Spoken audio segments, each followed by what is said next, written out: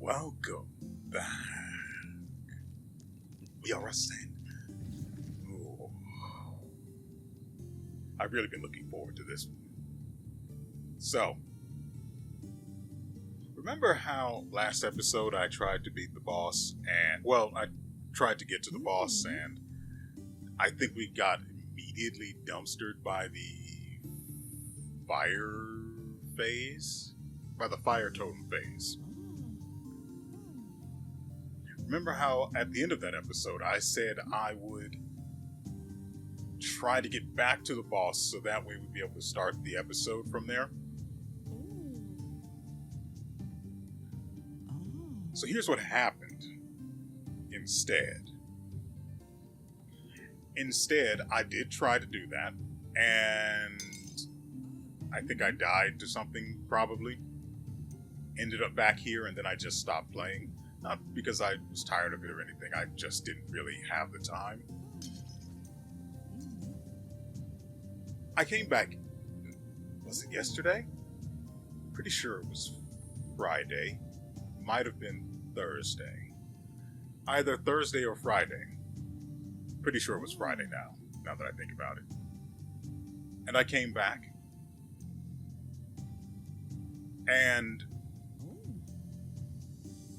I figured it's my day off. I can go ahead and do this, right? So I went ahead and did it.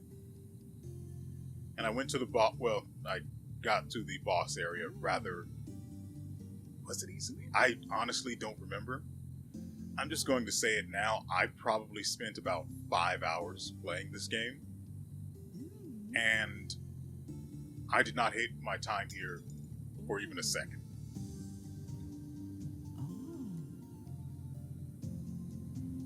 See, I would love to play more roguelikes.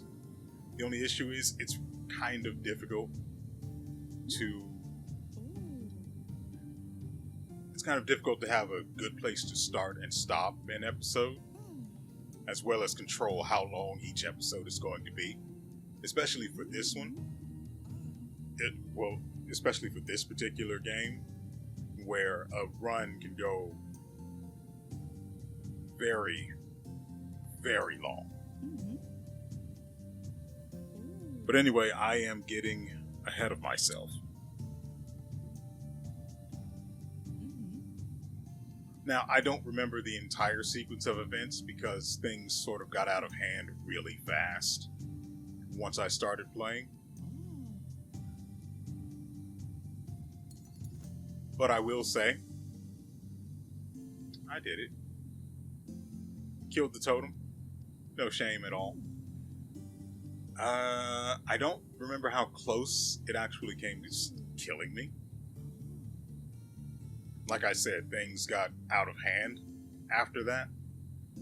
And, so after I beat the totem, to the north was the entrance to the next area. And I thought, in typical roguelike fashion, they're just going to send you back to your hub so you can revel in your success and further progress your character and the hub. No. See, the totem was not the end. The Citadel is a whole goddamn thing that continues beyond defeating the totem. And, I kept going.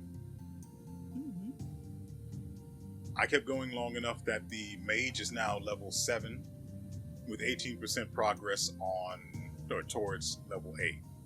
As you can also see, he's accrued 21 stat points and 20 skill points.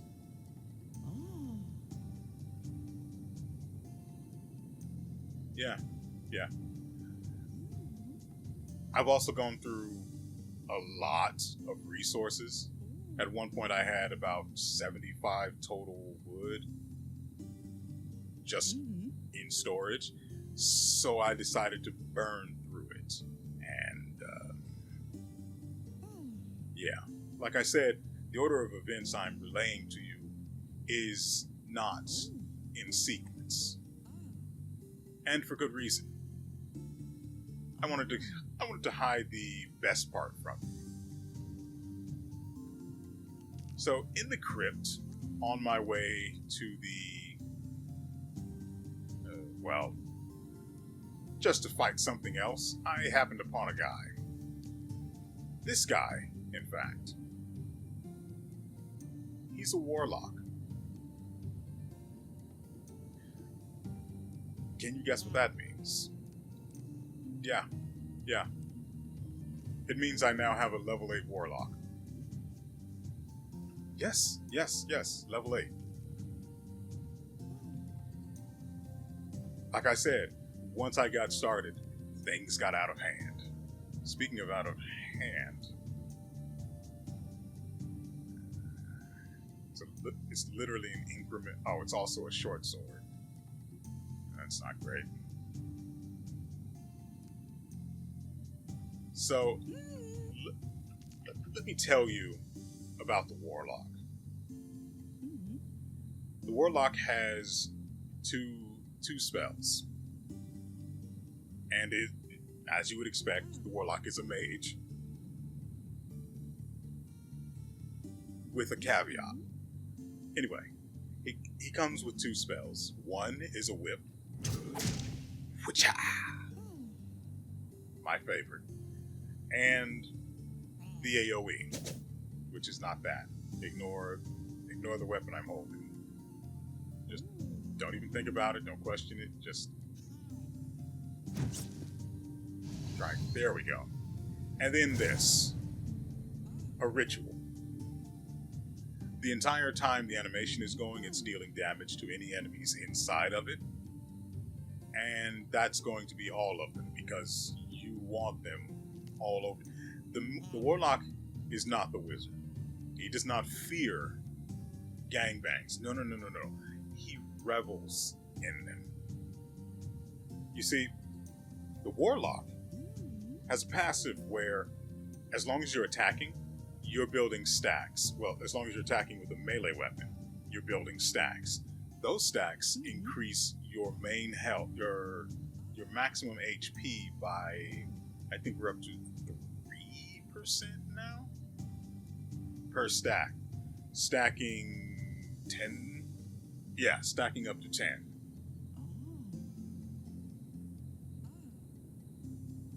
But that's not all. You see, then you can also augment your spells, remember? And you see, the Warlock has some rather filthy augments for his spells. I'm tempted. Really want to.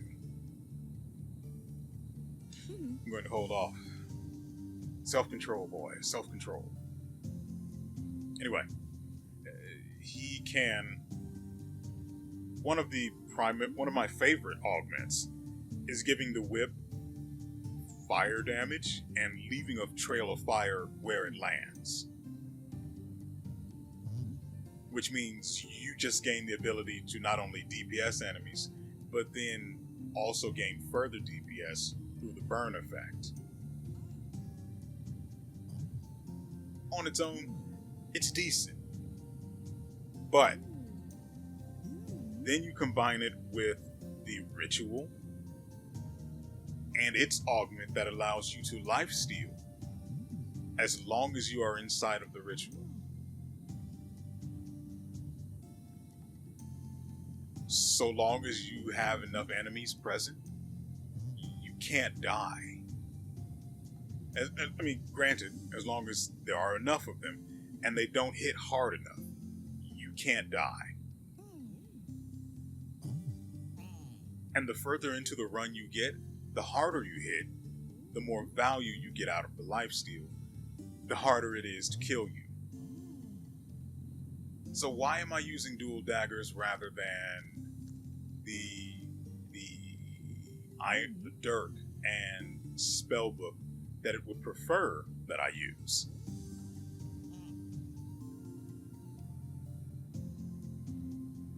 "50% parry" is my answer.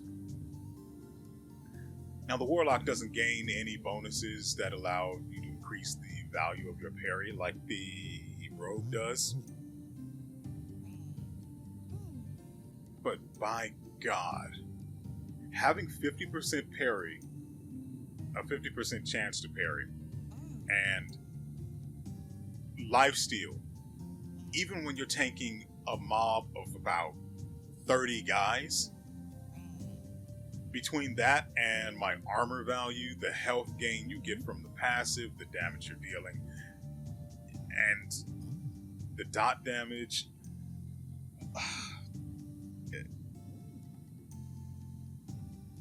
as long as you got enough damage going, your health won't decrease. And I'm saying this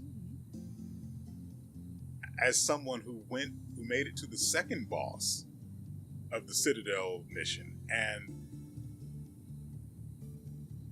I tanked about 30 guys plus damage from the boss, because of course I couldn't get out of the ritual. Thus they swarmed me, and my health didn't go down. It felt so good. And then I had the boss down to maybe 5% HP. All I needed to do was kill one more summoner, worshiper, ritualist, whatever they are, and I'd be talking about how I beat the second boss right now. Instead, what happened was, during the entire time I was working my way up towards that boss, the game had been hitching and frame lagging on occasion, but during that fight it sort of became more frequent, and it reached a point where I was fine, everything was handled, I was low on health, and all I needed to do was press the X button. Oh right, that's extra stuff, I forgot. All I needed to do was press the X button.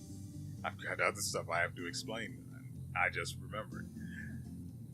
And heal with a potion, of which I had 3 charges thanks to some buff I picked up at some point. Or I might have traded for it, I don't remember for certain. Regardless, all I had to do was drink another potion. I'd have been fine. I've upgraded the potion to where it heals him for 200 health and mana. We would have been right as rain. What happened instead, however, was that the game frame lagged. Just for a little bit.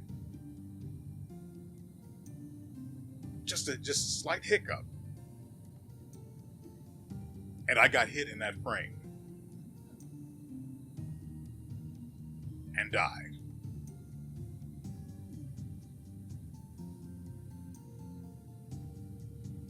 Now, if I had taken out the ritualists more efficiently, I probably wouldn't have hit the frame lag itself probably would have occurred at a completely different timing, and I would have been fine. Or the boss would have been dead, and that would have been that. It didn't turn out quite like that, however. Now, along the way, I think it was when I unlocked the Warlock, I happened across another guy who was apparently the Architect. The Architect is interesting because he can do some extra stuff for you, like filling out your entire map for every area you go to. That way you can just look around and see if there's loot for you, or if you can just go ahead and skedaddle right on to the next area. Some of these other things, I'm pretty sure this is for the towers towers like the ones that shot the ice barrage, I believe. Did you guys see that? I don't think you did. Never mind. No. You definitely did. That was in between the start and the totem. So yeah. I don't know why anyone would ever do this, honestly. Why would you want fewer enemies? You need that for XP. Safer Corridors, however, has really good value. Disabling traps is tremendous. Also, poor training. I don't understand why anyone would want this either. You want those for the XP, especially, and you want them especially if you have the I can only think to call it an augment, but especially if you have the buff that causes elite enemies to drop extra gold on death, which when you get that, your run is just so much more profitable. But I don't really need those. I am genuinely not concerned. So long as I get some of this stuff I need, like Fiery Lash. I can't get the augment that grants you healing while you're inside of the ritual from here. I have to wait. But these, oh yeah. So, Life Siphon is your passive. When I said when you attack the enemies, you get stacks that increase your maximum health. The augments for it, the most important two augments are these two: Energy Siphon and Life Siphon. Life Siphon, just on its own with the healing ritual, or when you get lifesteal in the ritual, so good. But without Energy Siphon, it hurts because you're casting so much more frequently. You will run out of mana.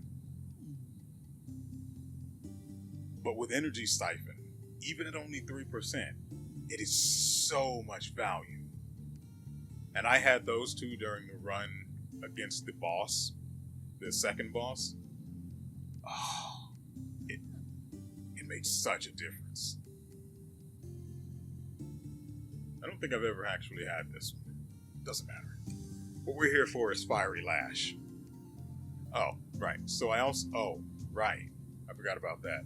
So once I unlocked the bar, which is not the one that's to the right, which I was about to say, but once I unlocked the bar and was able to get drinks, it unlocked the ability for me to find recipes for extra food and drink.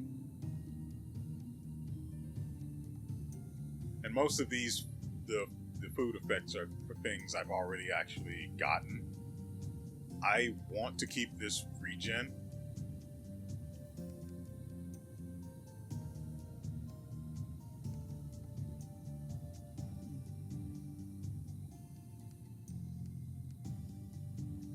Now see, the drinks. Okay, so yeah, I was right. So the food comes with nothing but benefits. Buffs and reductions to certain things you want. Just like your dash recovery time. The faster that is, the better. And then the drinks come with a buff and then a slight debuff. In the case of Slow and Steady here, a significantly slight debuff. Unless your character is max level, you don't want to take reduced XP gain. I remember a run I did where I had a bonus 40% XP gain on this guy. It was so good.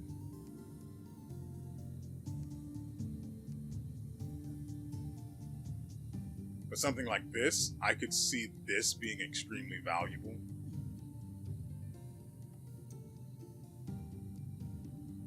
But the regen just feels really good.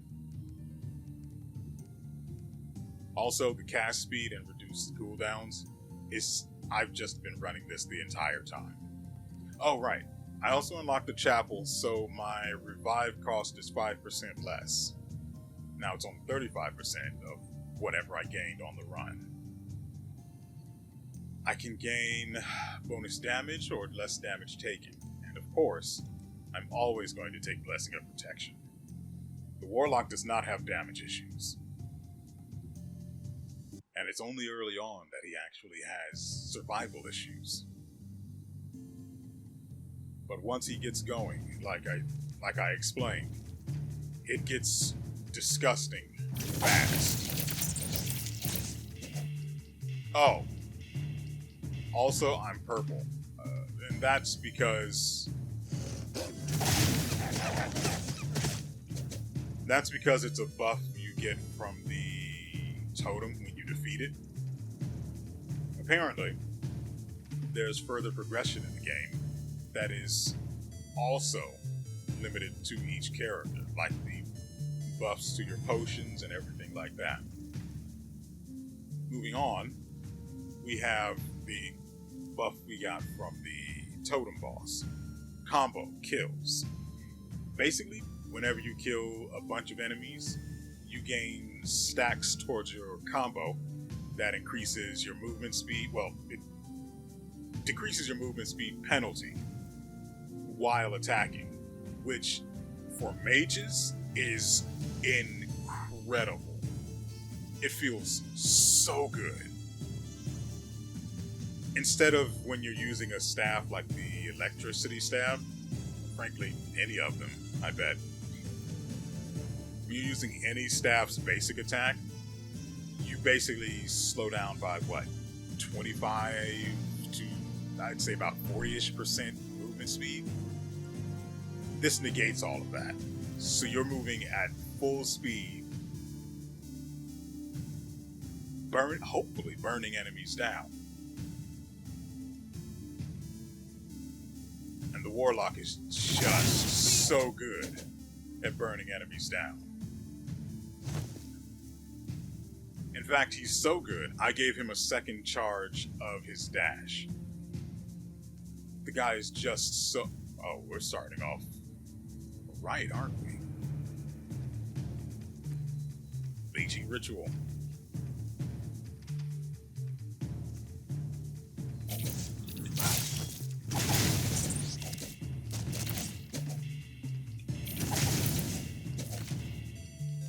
So, as you can see with the Fiery Lash,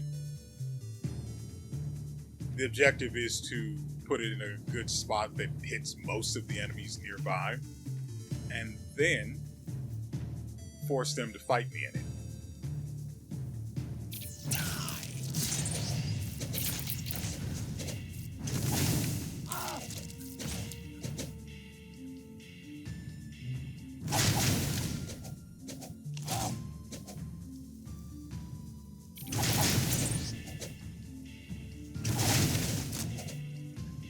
So, you see what I was saying about the mana issues, right? Stay down.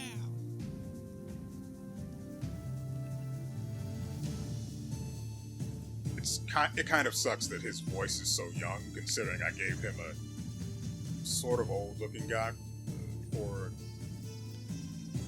appearance. Oh, I also increased the value I get out of those pickups as well. So...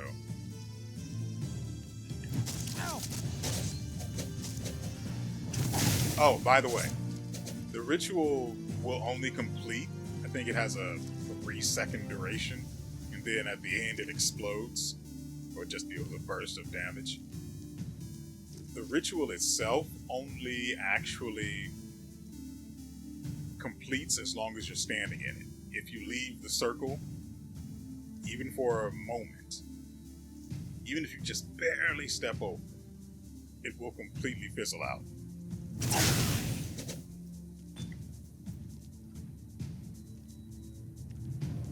I see you. I've got to kill you.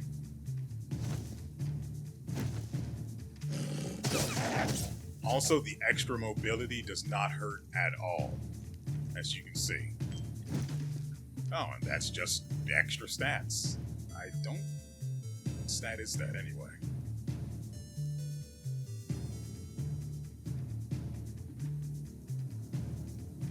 Focus. Okay.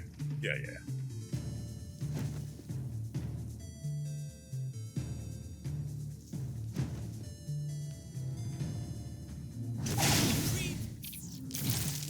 do that yet.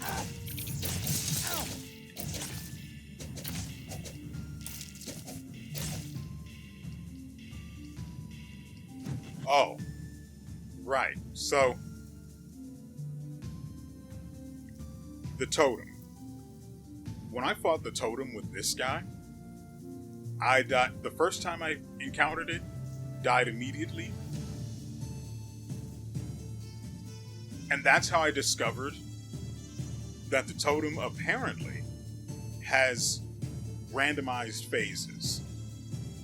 And do you know which one it started with on the run it first killed the warlock? Fire. Yeah, fire.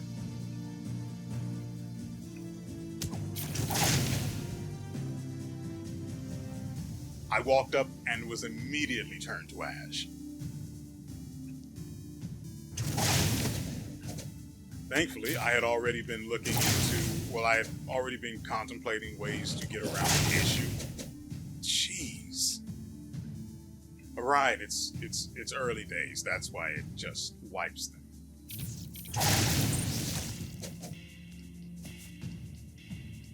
I need that mana leech as soon as possible. Alright, the fiery lash also. It also slows enemies, and there's an augment that allows you to. Stay down. There's also an augment that allows you to. What is it? Don't need you around here. Oh, stun enemies that get hit by it. Out of mana. So I've also unlocked the second blacksmith who will actually upgrade your equipment. Not great, but I'll take it. The longer runs allow you to act. The longer the run goes, the more likely it is you'll be able to complete those sets and get those additional effects. What do you have to offer?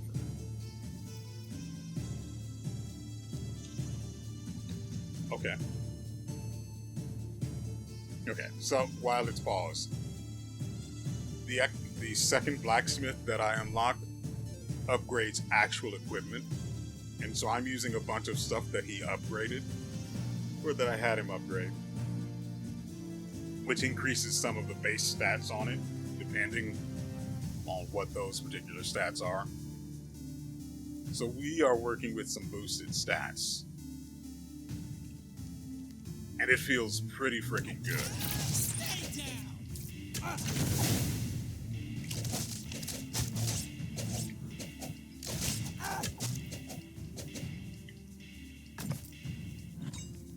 Oh, right. So the first time I think it was the first time anyway. The first time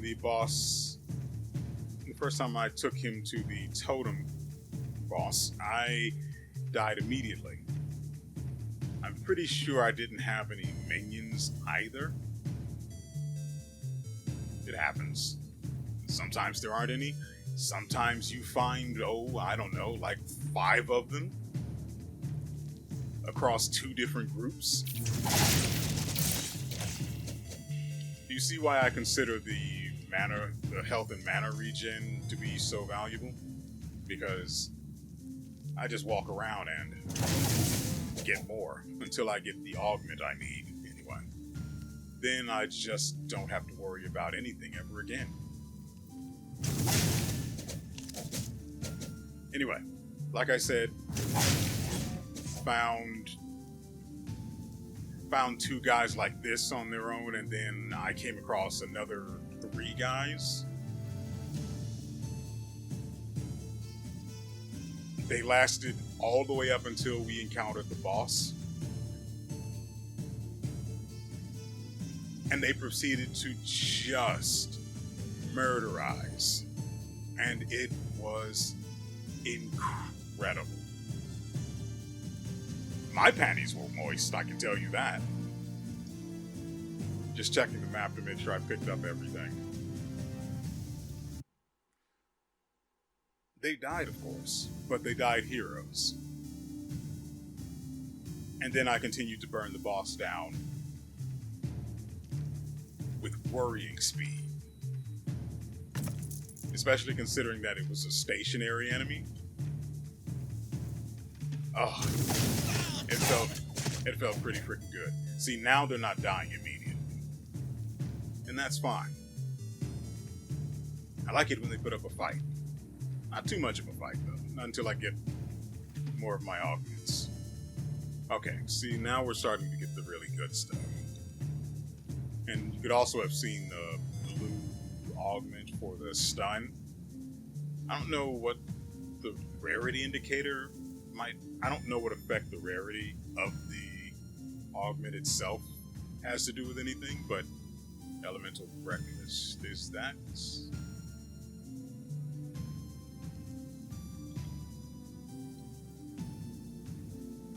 Yes, good. Oh, that is so good. That is so freaking good. By the way, I'm pretty sure all of the what's his freaking name? All of the warlock spells start off doing physical damage.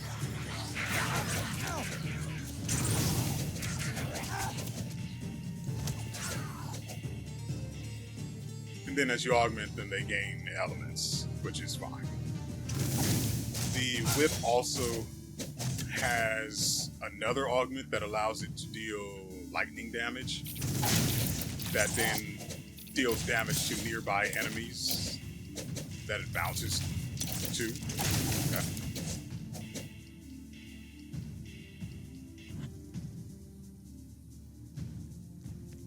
Which is fine, but it's not DPS.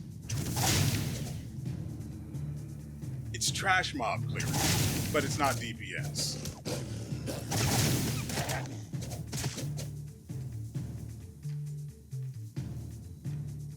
And in this household, we focus on DPS because that is effective against bosses.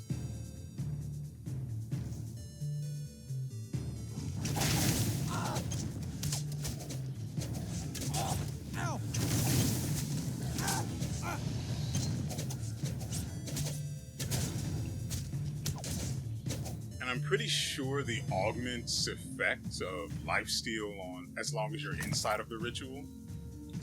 Good. We do need the fire pen. I'm pretty sure that as long... No. See, the slippers we have are actually pretty good. Anyway, I'm pretty sure that as long as you are standing inside of the ritual, you gain lifesteal on anything you can hit, even if it's outside of it. Which means that that's unfortunate. Which means that Fiery Lash is just that much more valuable.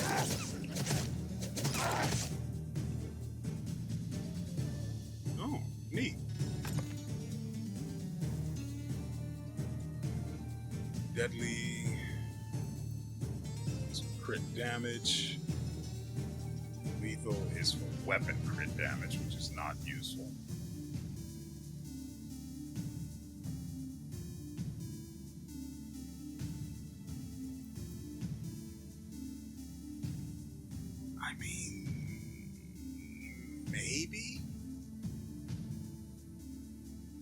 Maybe?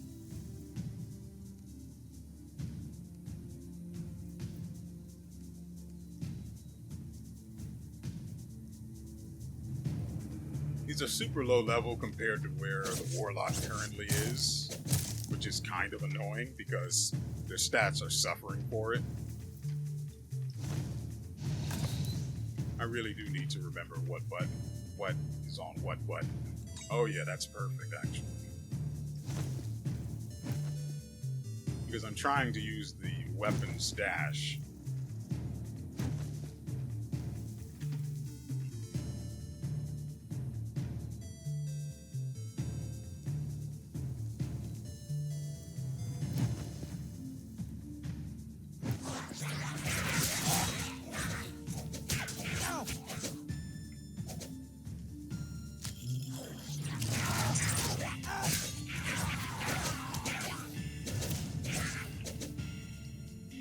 I don't know what other classes are in this game, but I dare say the Warlock is among the strongest of them. Once you've gotten some of the augments he really wants.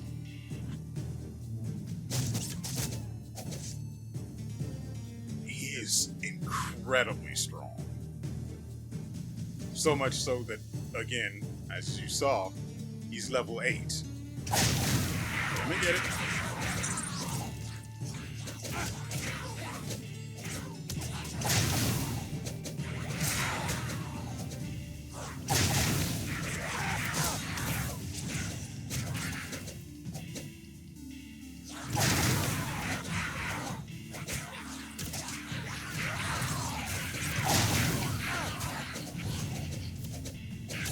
You see the part where my health never went down?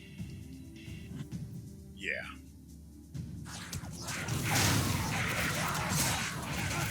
Now see, I was going to do a whole thing where I explained why this is open.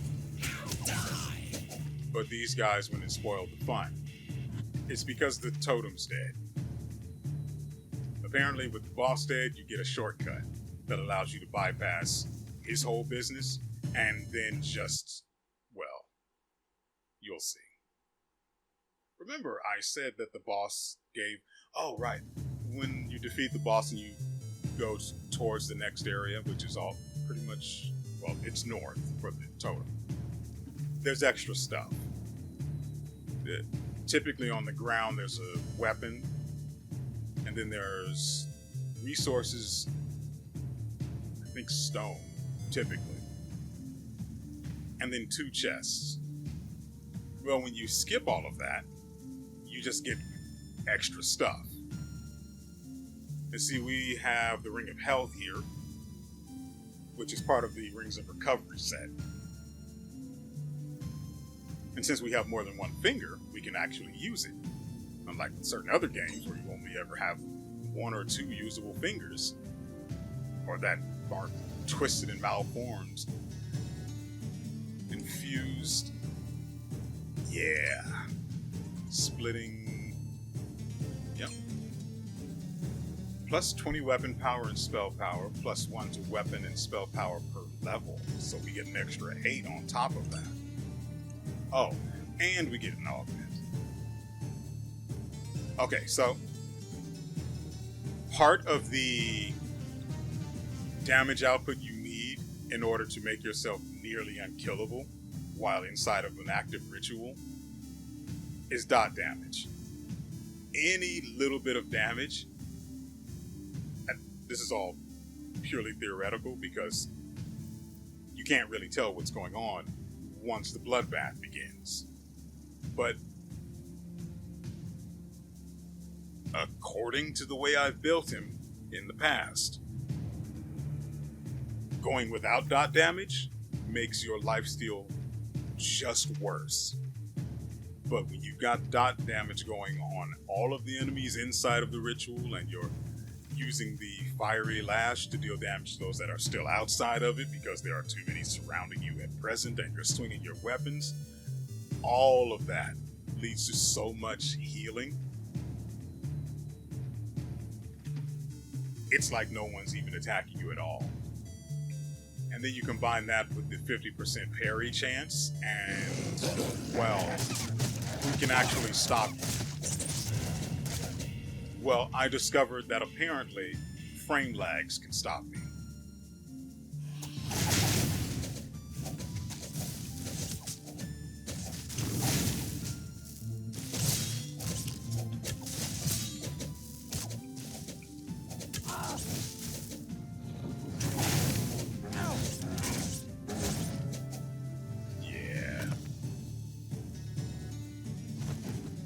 Skill's not yet ready.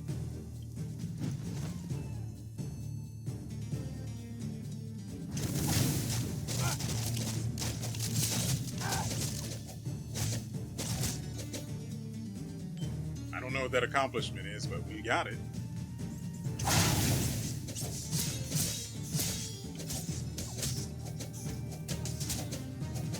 And you wouldn't think a 50% chance of parrying would be as effective as it's been. Granted, the high amount of armor I've given this guy. Oh, right. Speaking of armor, let's see. Look at the stats I'm getting from this rogue.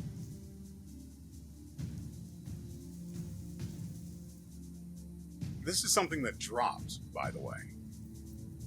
It might have been from a chest or something, I don't remember now.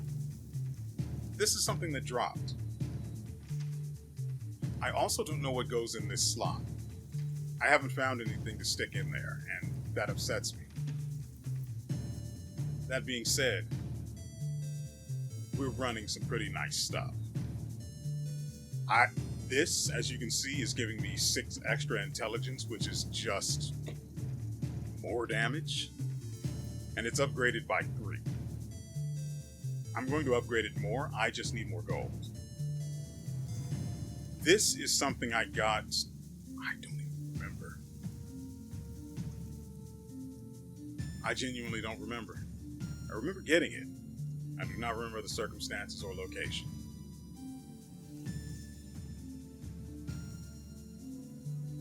Same with this. This might have been a drop or something I bought in the shop. I did not buy this at the shop. I can tell you that.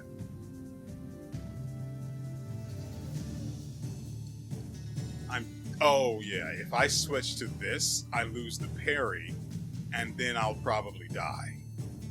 Even with as much armor as we have, we will die. Oh, also it has to be a melee weapon. Otherwise I don't get stacks of essence.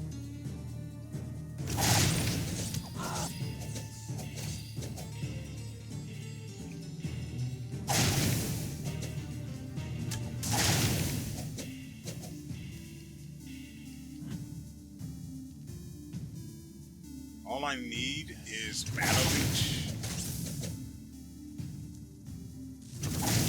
And we just become unstoppable. Leveled up, neat.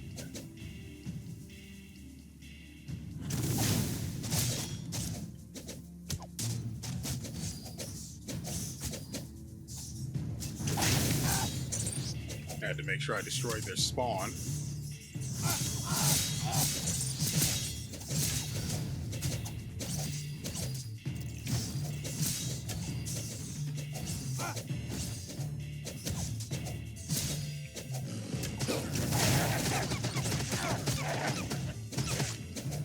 Get DPS.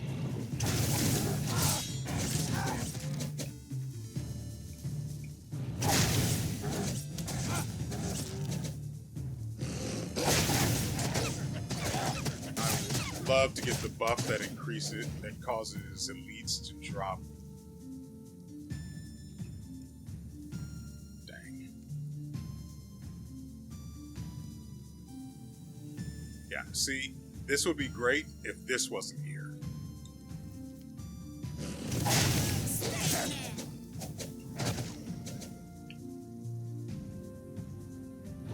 As long as there are enough enemies. Oh yeah. So, in case you didn't see it, the buff I picked up causes you to gain mana when you attack an enemy in a way that grants you essence.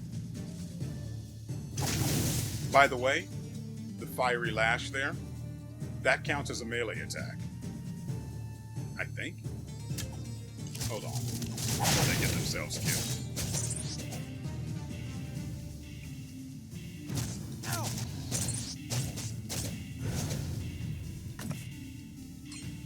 Okay. Let me see.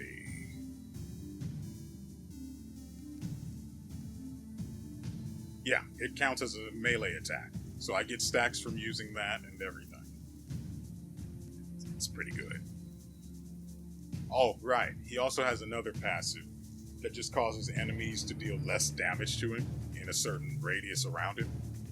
And then there are augments that work with this. The one that's most noteworthy is the one that causes enemies to take more damage while they're within the aura, or they're affected by it.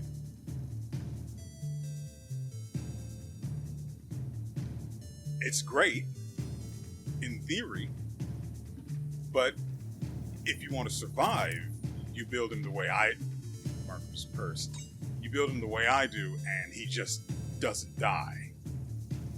Damage is no problem after that. You can just keep casting your spells. You never run out of mana. Well, not too badly, anyway. The mana costs are higher because I've upgraded the skills to level 3. But even then, oh, double damage. Let's put that to use first.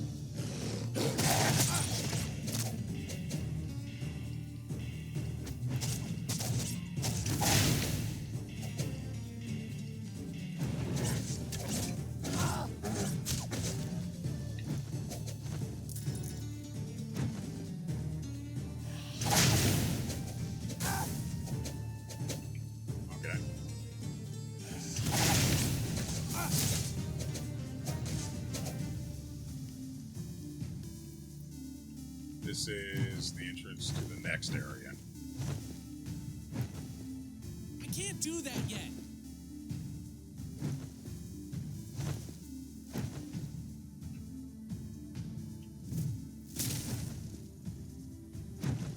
I have not invested in decreasing the recovery speed of the dashes because that's expensive and silly.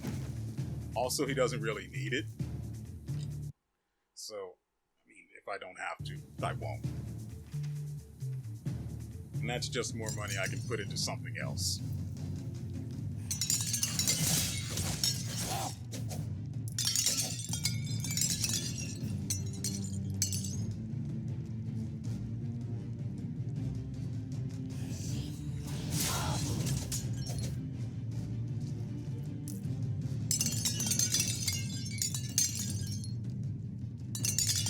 See, those big spellcasters can be an issue. But oh man, there was so much gold in those.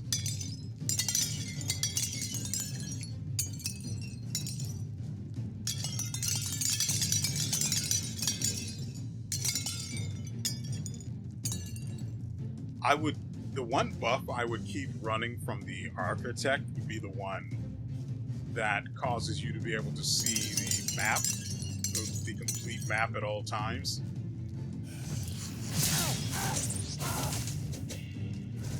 Oh, right. Don't forget that I also have the armor, or the trinket, that causes me to deal damage anytime I take damage. So even if the parry doesn't go off, as long as they're taking damage from this trinket, then I'm healing from the damage they're dealing.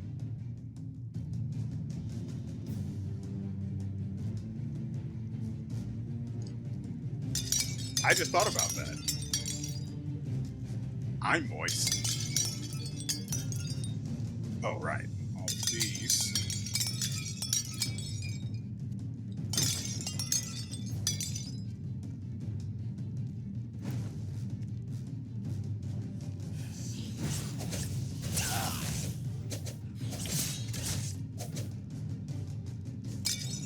I don't know if the parry is just everything that intends to hit you, no matter what direction it's coming from, or if you actually have to look it in the eye when it comes at you.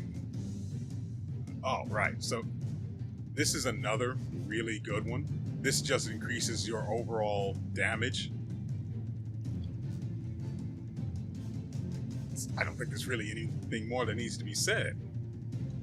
We always take that.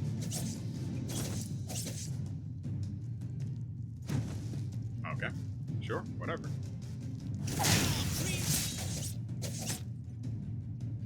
Oh, almost missed it. Lifestone. And then we have yet more healing. A 25% chance to restore 2 health on kill. And then it's further upgrade if we get another part of the set. Just grants a guaranteed 2 gold on kill. Hold that for me. Lose wood, gain... Yeah. What I really need is stone. Wait. What?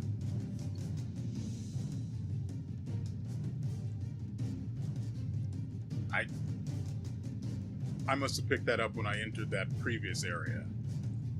After the skill. I could get rid of this. This doesn't have anything for me until the third and fourth ones. Those would be really nice. But I really, really need stone. And we're probably going to die, so...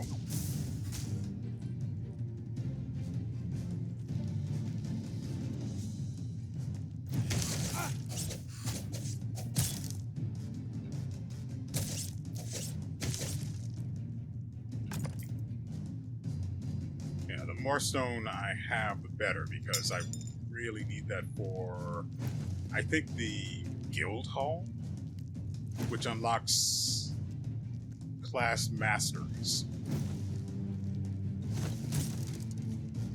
I don't know what those are. I don't know what they do. All I know is I want them.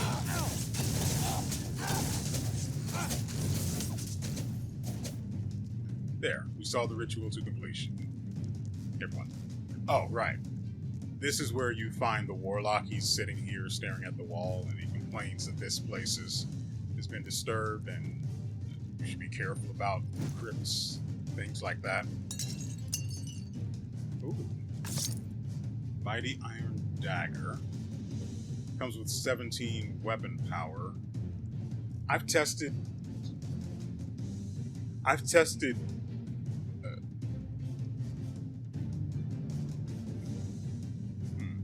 Anyway, I've tested having just raw damage versus having a weapon with less damage, but bonus weapon power.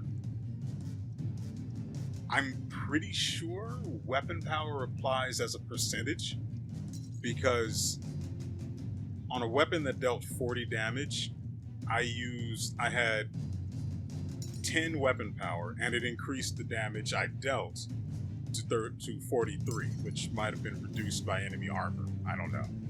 But it's not... Weapon power is not worth it unless you've got a bunch of gear that has weapon power on it.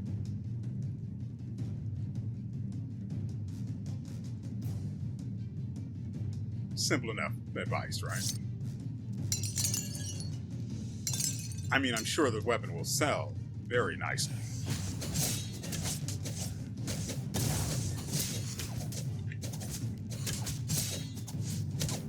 That guy is a big fan of Xing Sheng.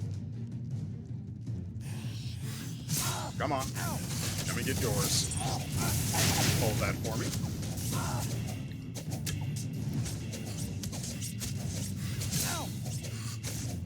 I'm pretty sure I just parried an AoE spell. I'm not certain.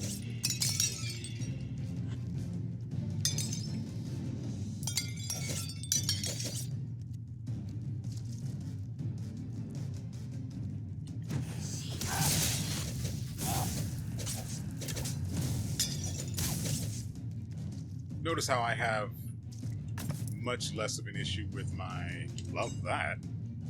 Much less of an issue with my health. Why are my... Ah, okay. I was wondering why my spell costs were so high. It's literally 40 for the Fiery Lash. But that's because I got the drink from the tavern that causes you to have reduced spell cooldowns and all of that stuff. So, yeah, it's fine. It makes sense.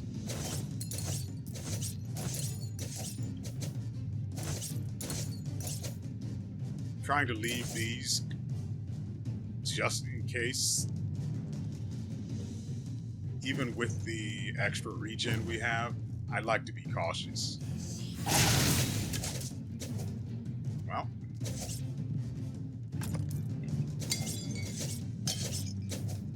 He who Xing Xing's best, Xing Xing's last.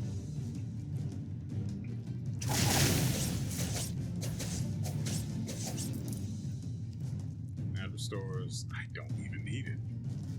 You see, now we have 313 health. All the regen a man could ask for. And, oh. So, when I did this with the... Like I said before, I beat the totem with the mage, came here, unlocked the warlock and all of that. I managed to do this with the mage successfully. This isn't what killed him. I don't remember what did, but I know it was disappointing. A sort of shouldn't have happened kind of thing, most likely. That's what I get. That's the feeling I get. But the wizard struggled. It was an ordeal. The warlock doesn't have that problem.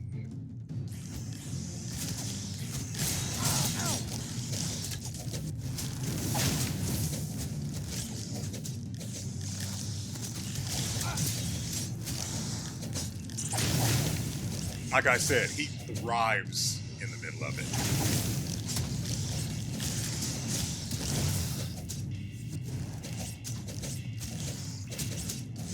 One of my guys died. Now, the ritual grants allies lifesteal as well, but I don't know if it works with these guys. Oh, right. When I was playing with the wizard, I found...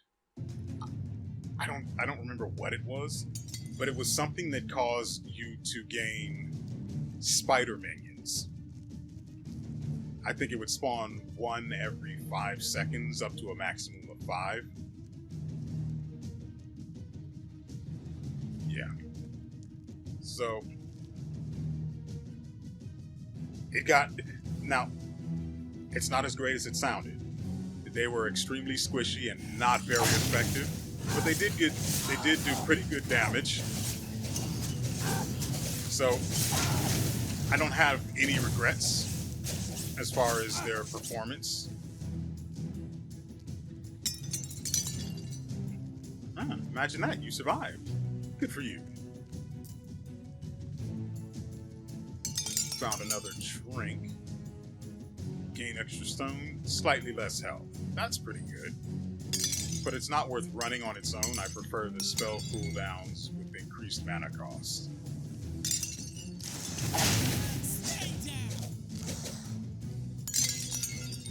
It's just more efficient to be able to cast stuff more frequently, especially for someone like this guy that has the ability to regen through augments to his other skills and passives.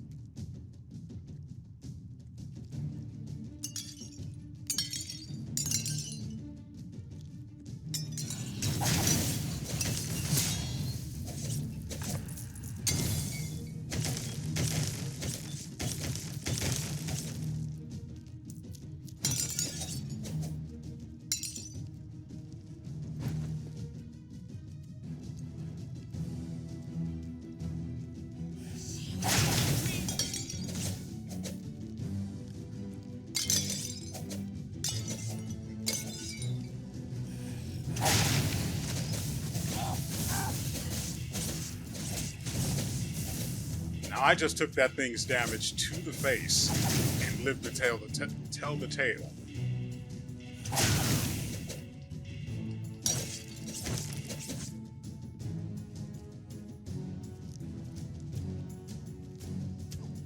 Now, see, the architect would be particularly useful here if it weren't for the fact that you can literally just go the long way around, and since I want to kill everyone anyway.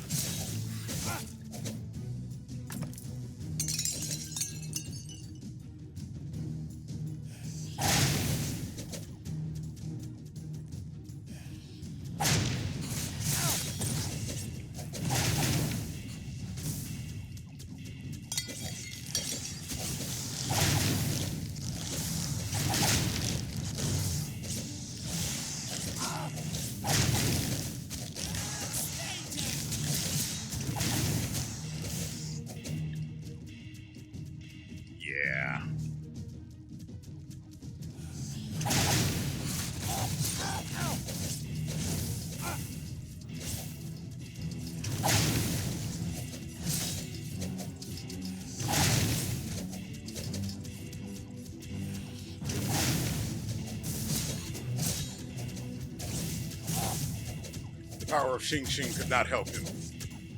Not versus me. Now, yeah, that tower did just chunk my health for like 30% or so. Yeah, about 30%. Didn't like that.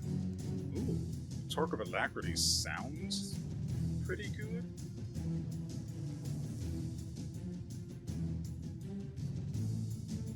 I think I actually want to keep the Markham's Mastery set. But then again, we have Markham's Wand, which gives us more spell power. Rabbit's Foot gives us 5% evasion.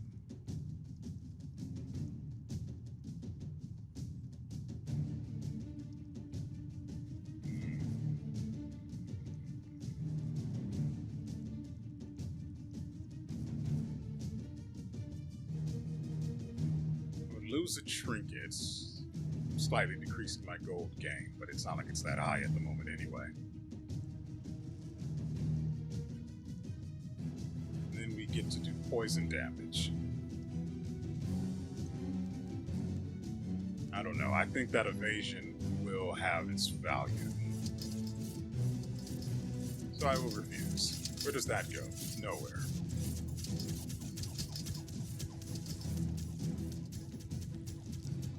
I will wait to deal with the bird until I have stuff I want to put away.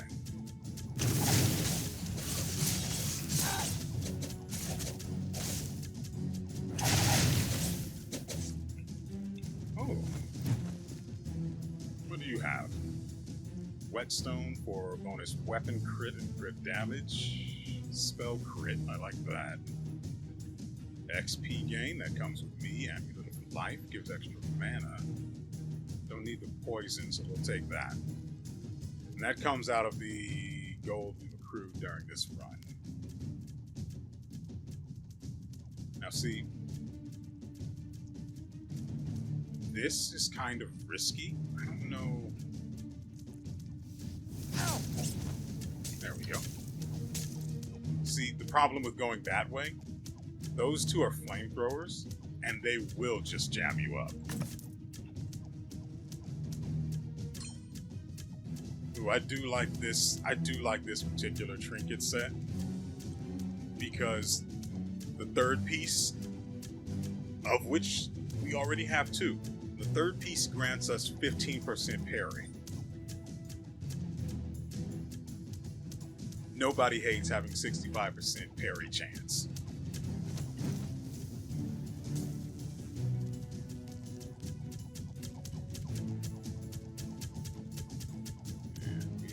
A little bit more. Actually, we do need to go this way.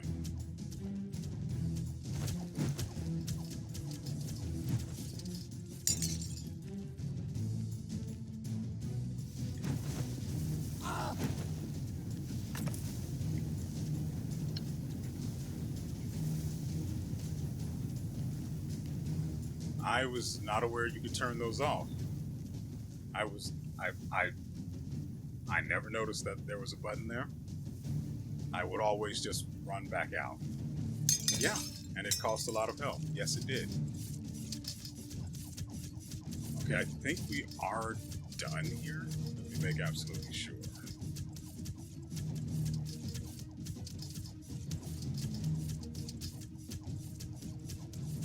There's a breast there and a penis tip that it's broken. I didn't notice until now, but it's broken.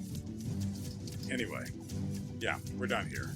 I can visit the bird of transporting, send my stuff home, thank you, and good night.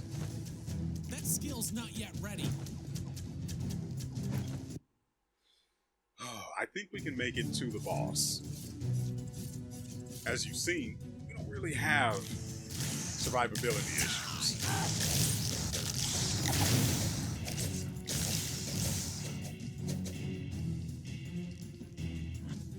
If anything, the only issue is keeping the combo stacks going.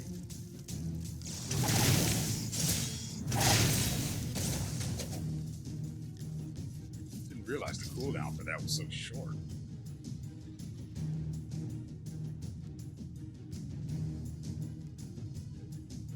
I think this is best for us. Since you're not dead. Well, never mind. Chisel for more stone, chance to gain a 10% chance on crit to drop a red. We don't really have a good crit chance. But it drops a symbol which grants 10% weapon and spell crit chance.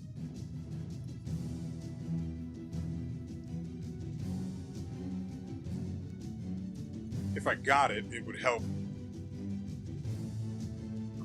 It'd be an extra step toward another achievement, which gives us stats and things like that.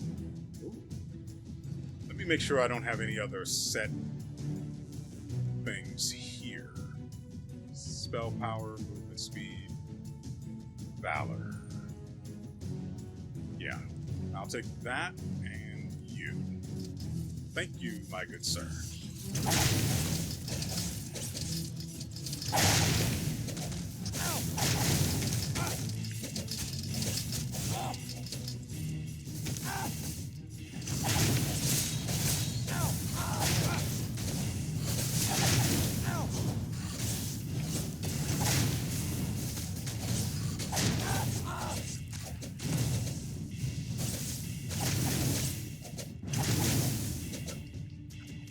All of that spell casting, we're only missing 10-15%.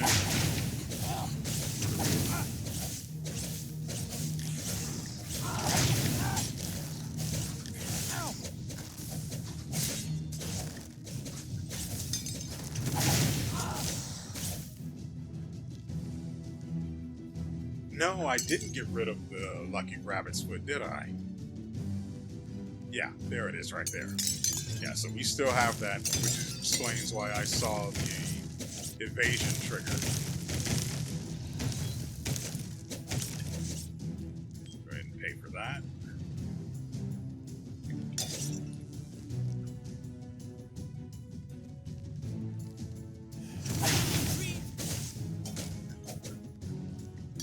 Not yet.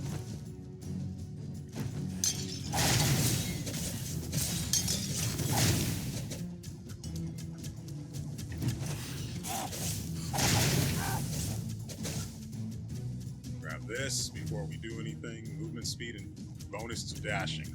The bonus to dashing gives us the extra stacks, the extra stack of dashing, or an extra stack of dash. It also increases the speed at which you recover those stacks.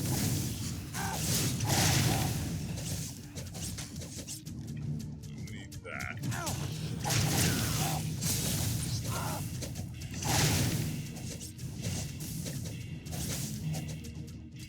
Hey there.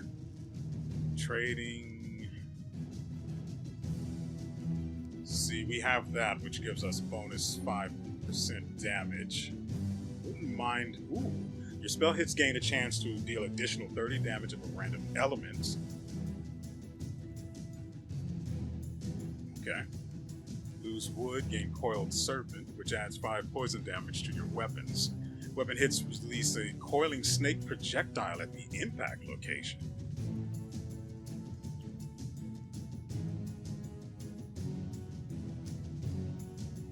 I think this is better. Technically, the splitting axe pays for the wood we lose here, so we'll get that instead.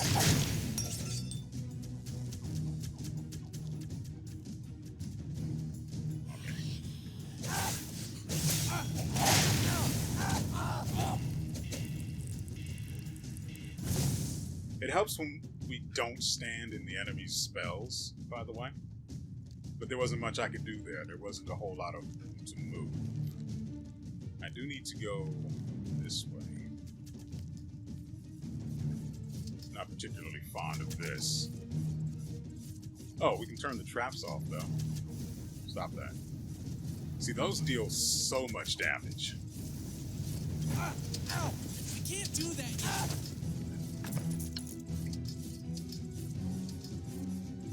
Did not turn the spikes off though, so that's fine. I can work within that paradigm.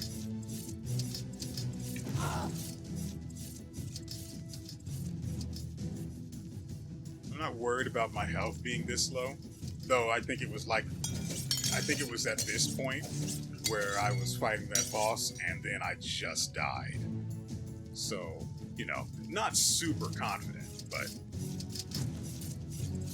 confident enough. Power Pendant of Prowess.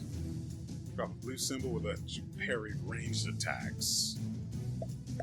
10% chance on parry. We do parry a lot.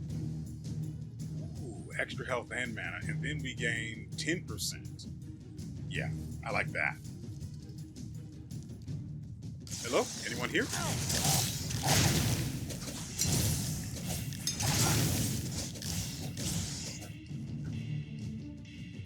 So the green spiraling thing was the serpent projectile, which is interesting.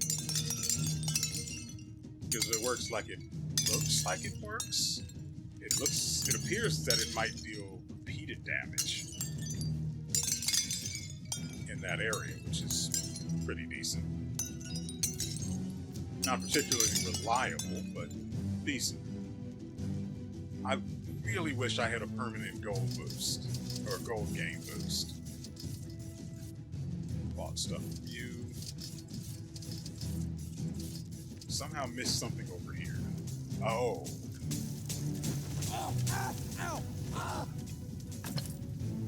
Turn those off. Ooh, this is a really good one too. I did run a build where we had confusion and stun on our spells. And the shuriken that this particular trinket causes you to throw out are also trigger any spell-based effects.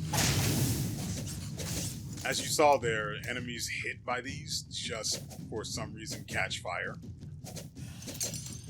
No idea why. I genuinely don't know why.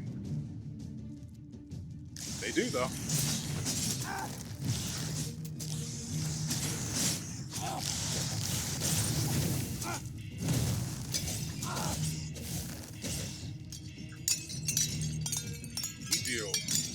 Absurd damage. That serpent is going to be so good for the life leech when inside of the ritual. And you may be wondering why this episode is running so long. That's because it's my day off. It's my weekend. I can do this. I'm also really excited to get to the boss, so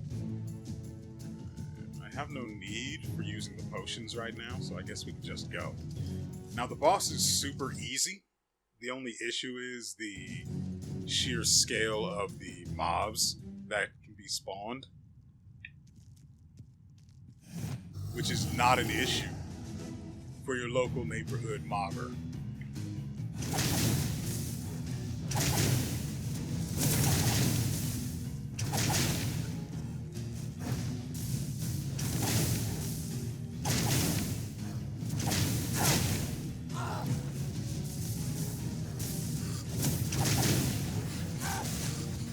See, that's the inefficiency I was talking about.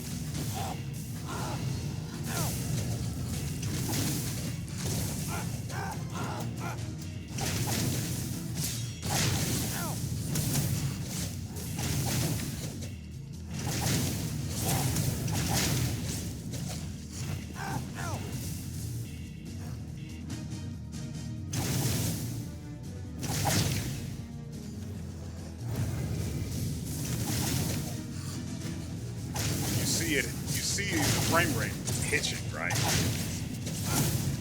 That's going to get me killed.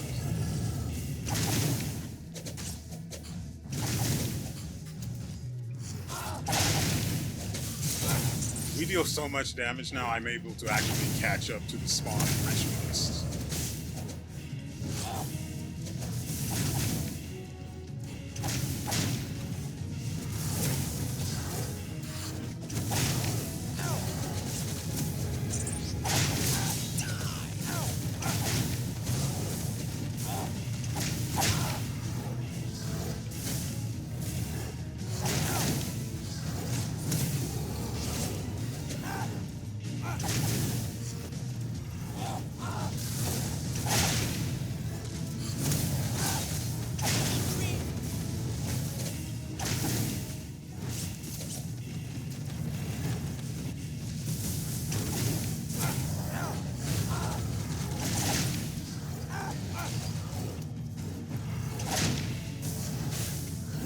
That skill's not yet ready. Then there. Might be another phase, I don't know. I haven't, no. Loot dropped over here. So yeah, a super simple boss fight, especially for someone who mobs that easily.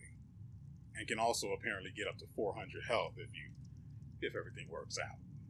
Ooh, we also finally got the symbol of deflection, which I've never picked up because, well, set doesn't really appeal to me. I don't, for the parry, works. Crushing iron. I don't, ice resistance penetration.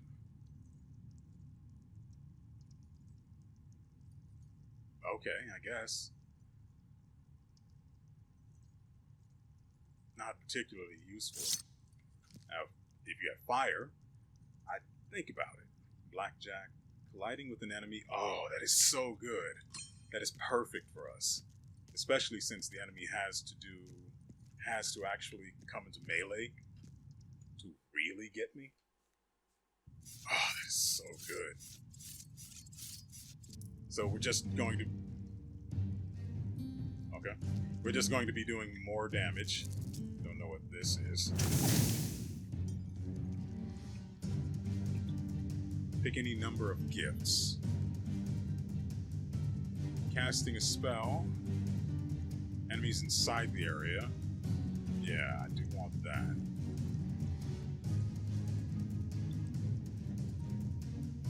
I don't know what Shadow Curse is.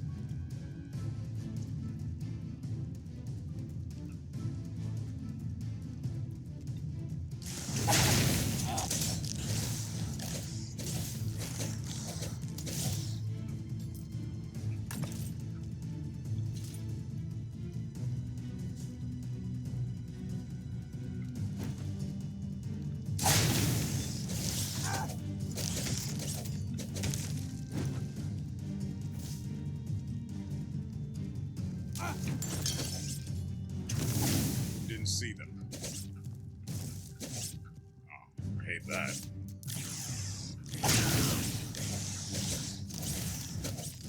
Ow!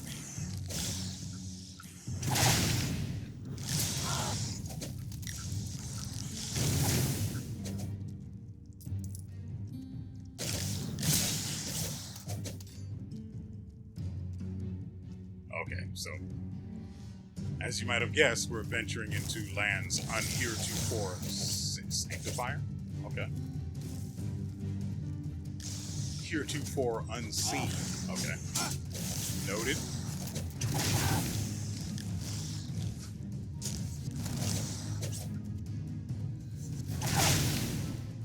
That's right. I can get through there.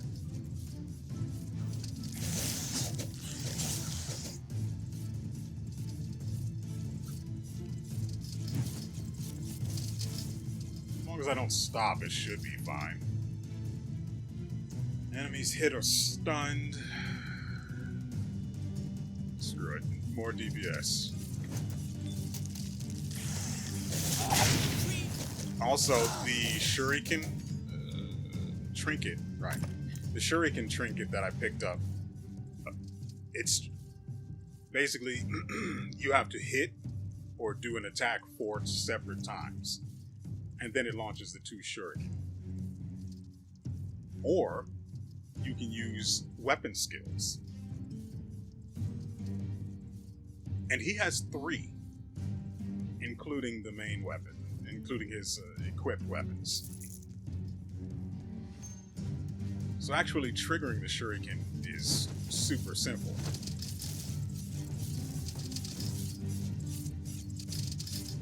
What is the lever for? Oh.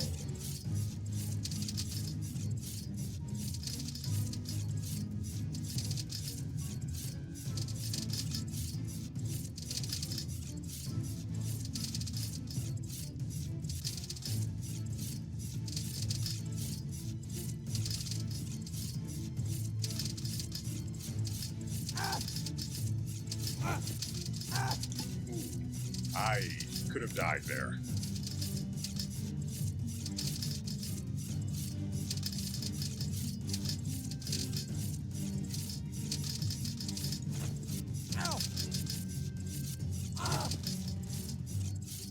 That is not the way in.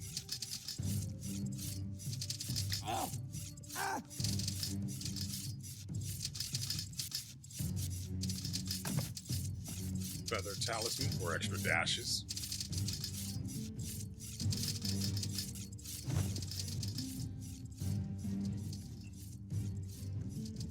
Let's see. Between our health regen and the ability to just lifesteal at will and the healing items we have, like here, we're fine. No need to fret, no need to fear. That being said, hold on. For effects. Shadow Curse reduces armor and resistances by 15.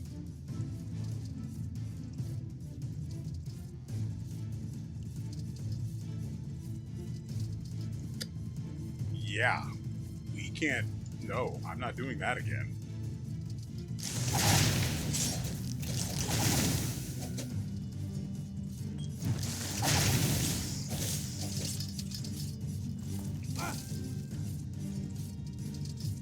Unlock the library.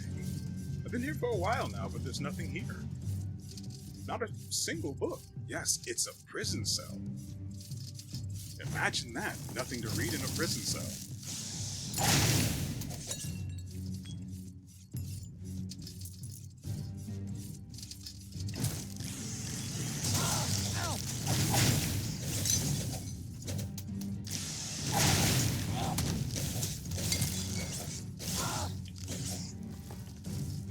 Trying to avoid taking significant damage from the large guy there. Who are you? Traveling monk gave you the powers of Blessing of Might. That increases my damage by 10%, according to memory.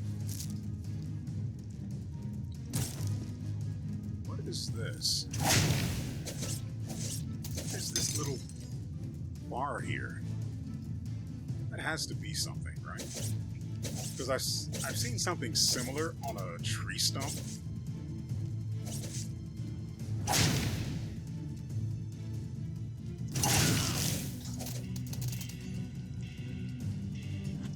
Guys, I think we do some damage. Mother frickin'. I know where you bastards live.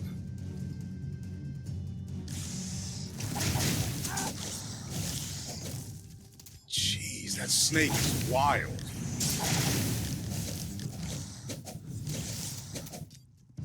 I am not taking any more stacks of Shadow Curse. Unless it's offering something super incredible.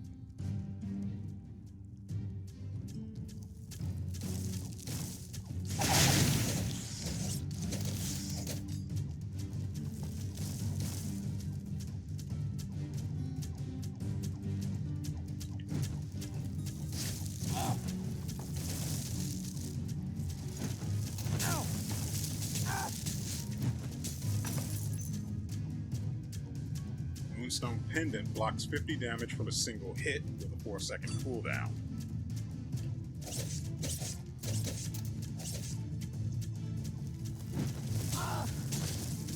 And it worked right there.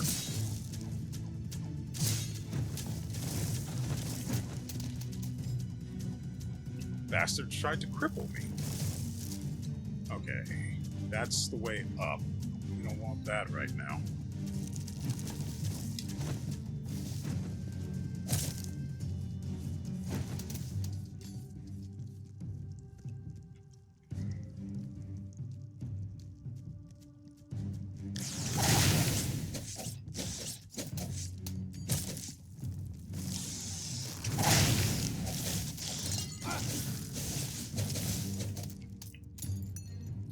is just gold to me now. It feels right. You see, there's another wall with a bar above it. What? Do I need a certain kind of weapon?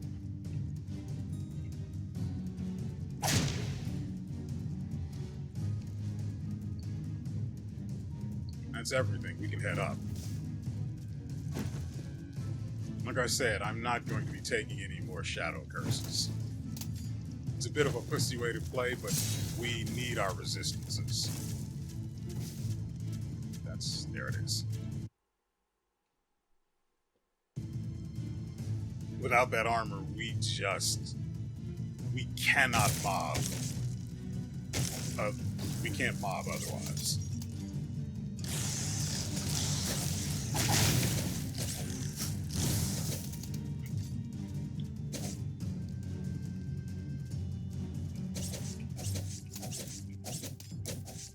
See, there's the little bar above this thing here too. It's weird. Now, it's probably a graphical glitch. That's what makes the most sense.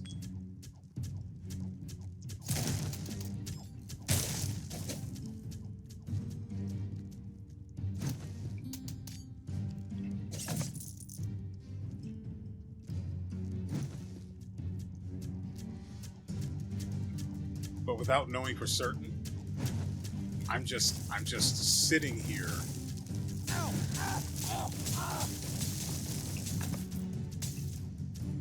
Exceptional whetstone.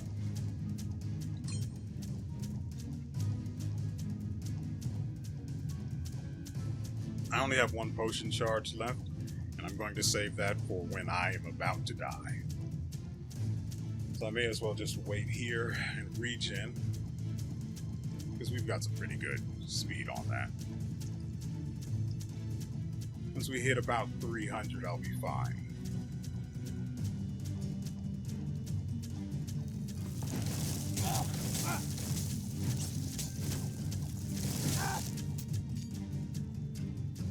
See a scroll of giving XP. Level up.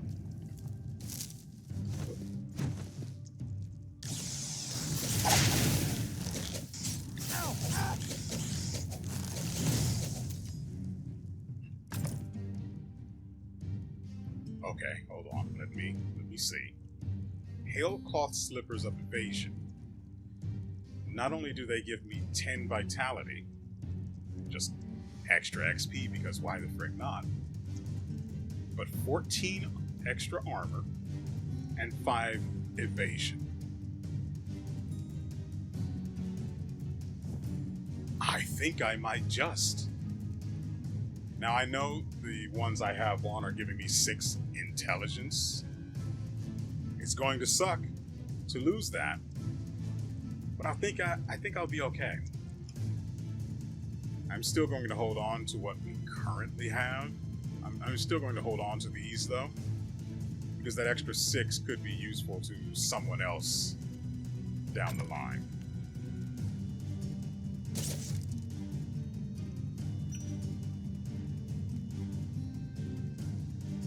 I'm assuming that's, like I said, I think that's probably a graphical issue, but okay.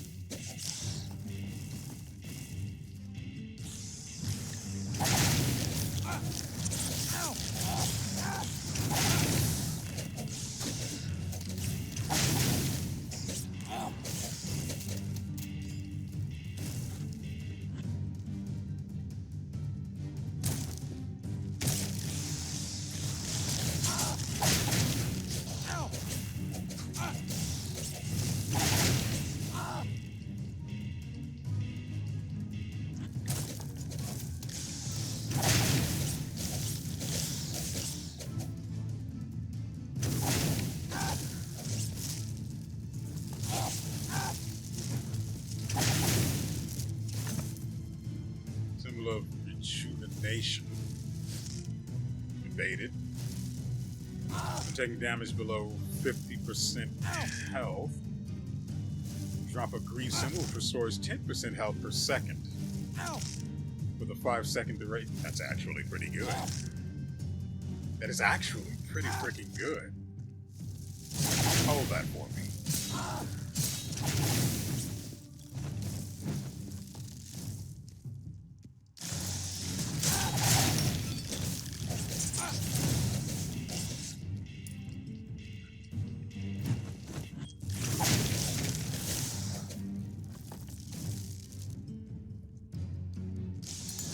Sure wish I had that buff that causes elites to drop gold. Ow! Ow! Oh!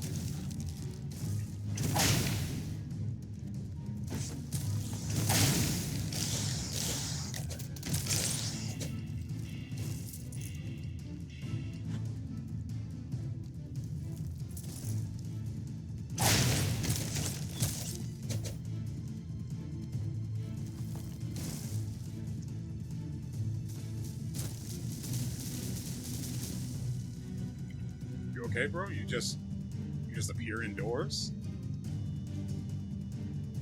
I suspect this isn't the first time that's happened, but it's only the first time I've ever actually paid attention to.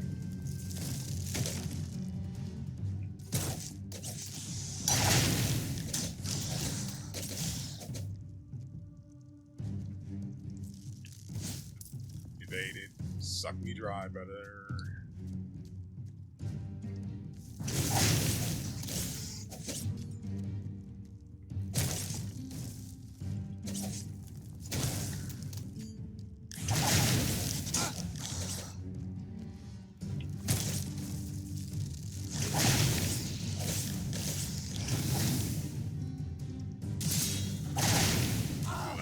Going to the next area. I'm concerned with that presently. I can't do that yet. Who in the world thought it was a good idea to drop this guy only after the totem?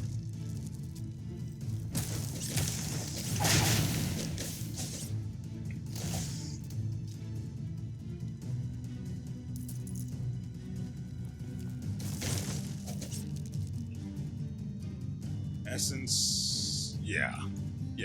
If you gain, and the point of this is, okay, number one, keep in mind that it's only a chance for the extra stack, but the point of this is extra healing and mana recovery. And considering how many enemies he can take on at a single time, pure value, pure unadulterated value. What are you for? Ooh. I wish I could see how much XP we have right now.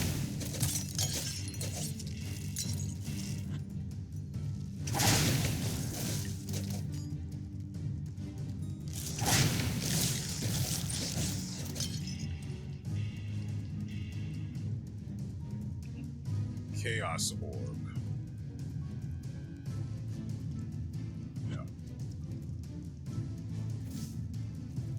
Any of what you're selling, brother. Get parried. Okay, we can go ahead and deal with this guy. Ooh, 6,900 gold. Just banked. That skill's not yet ready. Okay, calm down with the snark.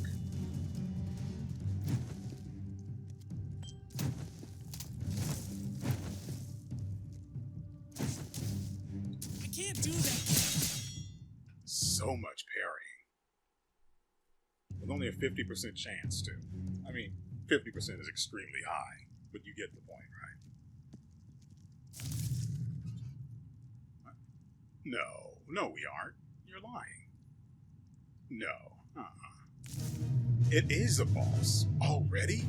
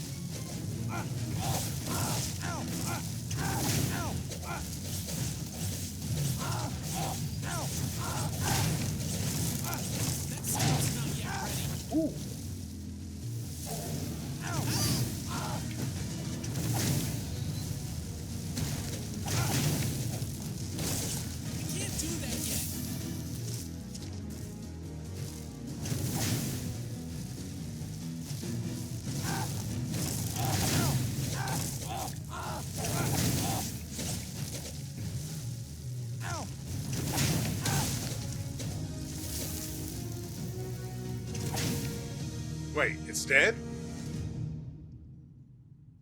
We did it? How? What happened? I wasn't paying attention. 19,000 XP. Thank you, Mr. Buff.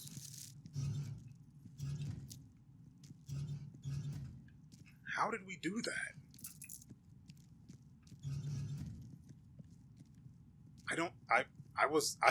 I was too busy looking at my health bar and trying to figure out how to make it through.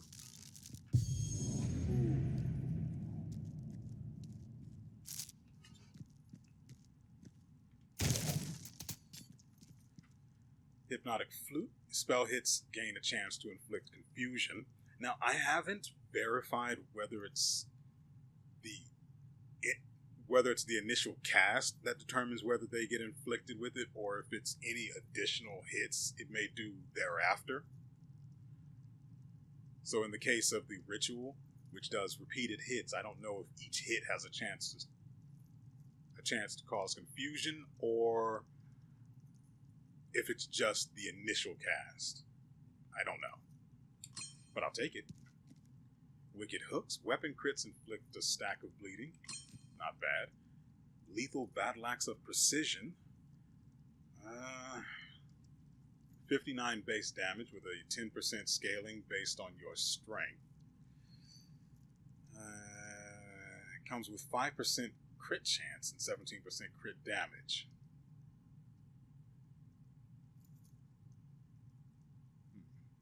So this is a one-handed weapon. It only has a single basic skill. Well. Oh, I need to pick that up too, by the way. Huh. That did not go as well as I thought it would. I saw, from my point of view, I'm seeing an enemy that sits perfectly still. And that's perfect for the ritual. Then came in all of the damage that was being dealt passively from other sources I did not even see. And we were sort of, slightly, kind of, out healing that damage. What is going on here? Mother fricker, no.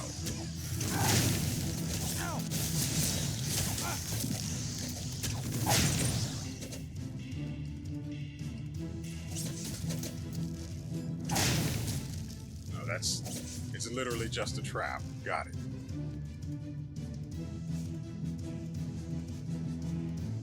We still have about 20% of the XP buff.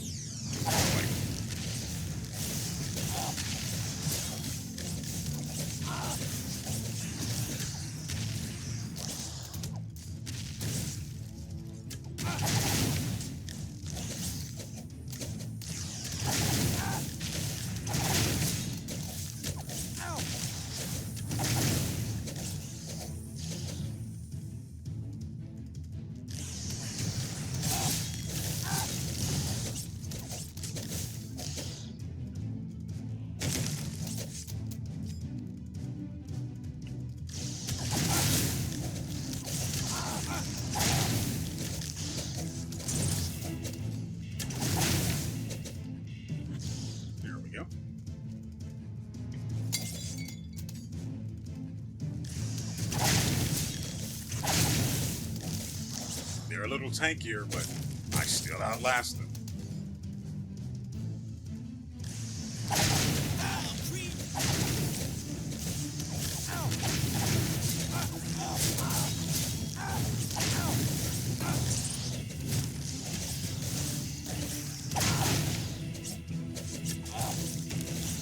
You notice this?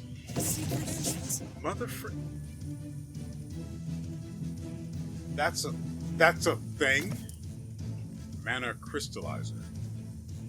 Plus 50% mana pickup gain. Kills gain a 2% chance to spawn a mana shard with a 2-second cooldown.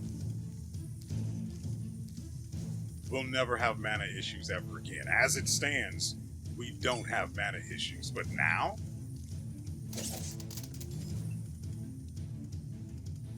Really?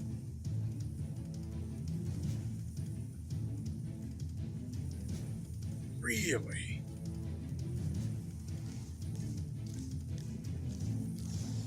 I can already see what I'm going to name this episode. And now I know the name is going to, I know the title is going to hurt the potential interest in it.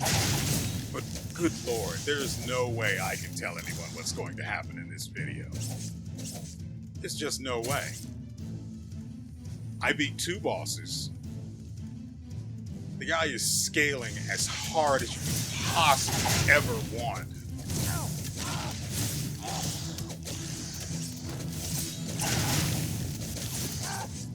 With no apparent signs of slowing down. And it feels so good.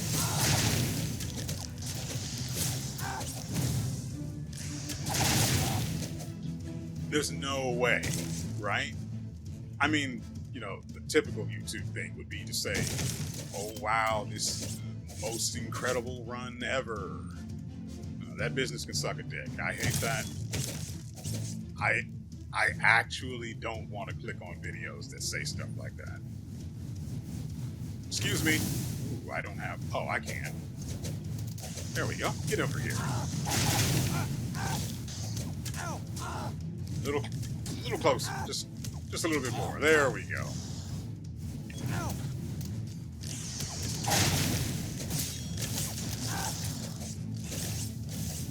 I don't know what that circle is, so I get out of it. It could be an effect from one of my things. For example, you see there's a sort of a circle around me right now. It's easier to see over here. You see that circle around me? It might be my effect, but I can't tell.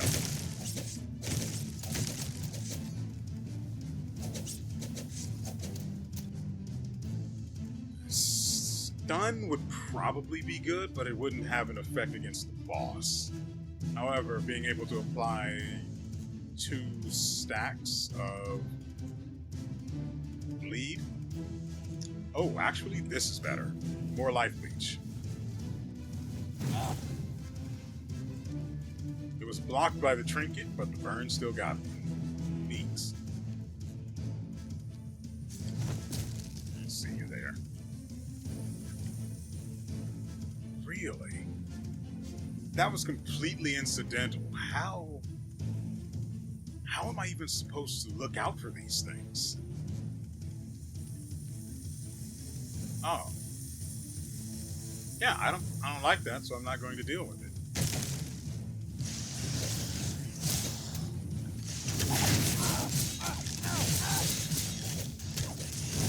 Now I notice I'm getting hit and there's no rings spawning, so it can't be an effect for me. How many can we take?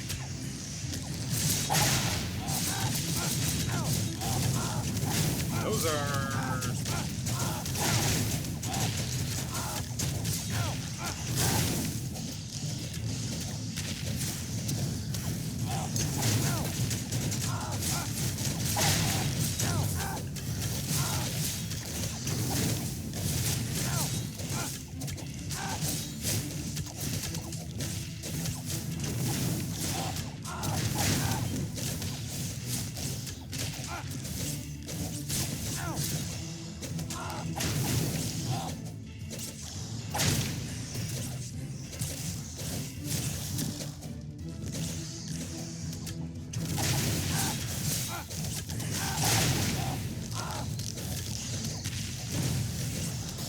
Smells delicious.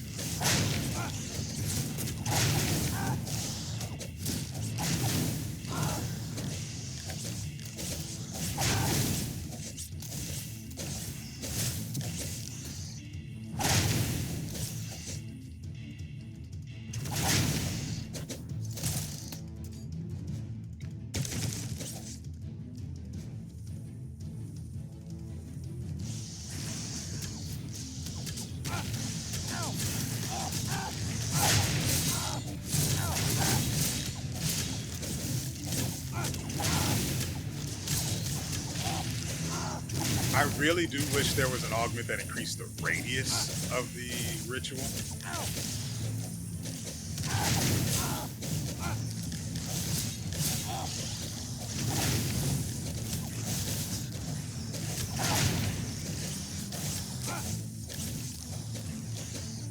That way we can really throw a party.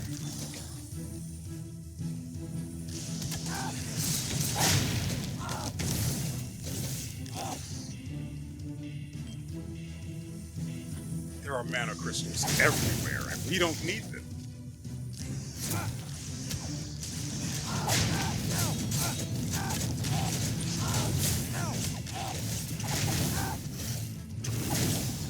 Now, until there's an enemy with CC, I don't really have a reason to be concerned. But once we hit that point, we might just die, so...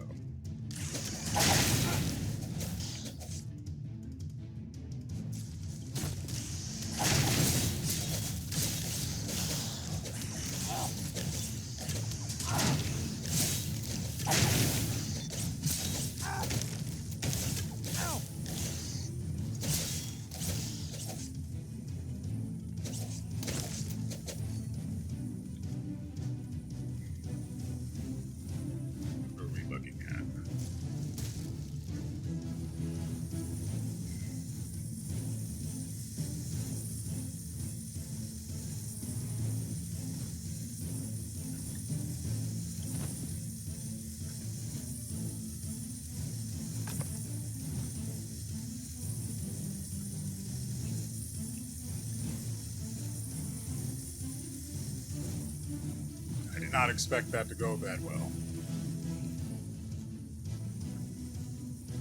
So I have no frame of reference for the damage those things are capable of doing, and that terrifies me. Another level.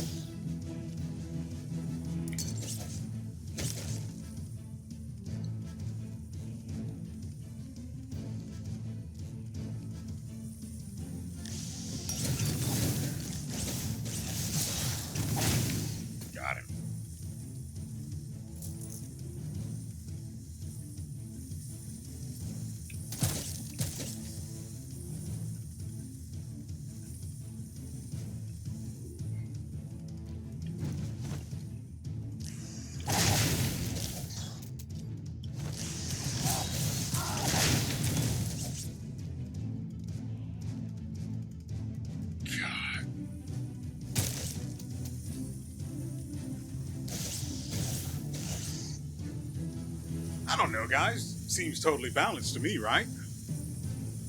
Perfectly healthy, reasonable, normal.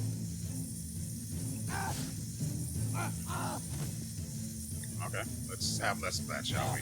Ow! I don't have any potion charges either. Ooh, I kind of like that. Wait. These come with parry. It's empty. It's empty. Oh, I hit the wrong button.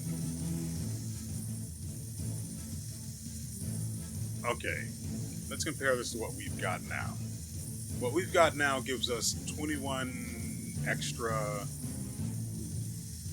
spell power. 20... It goes away automatically, and I hate that.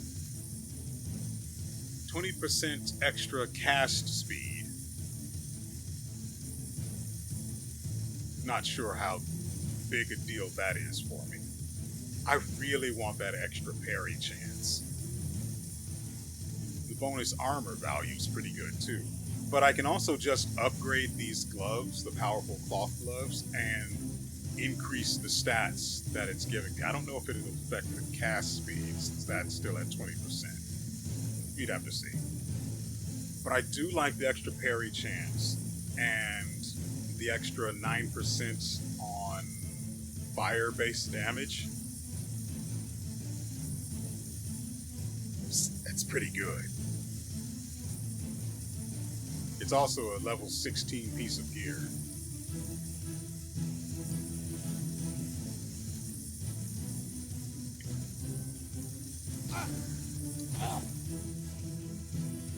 Tanked it. As you do. Something over here.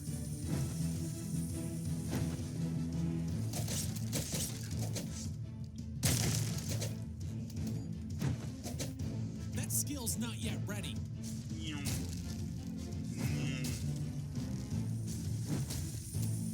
We don't have any risks in between do that us yet. and this next door. I mean, there are the traps on the walls, but it's fine. Those work for me, after all.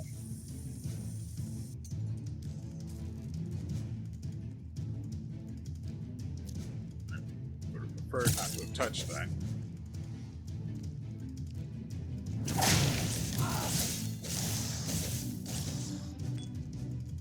Between all of the effects we have going, we get a pretty decent.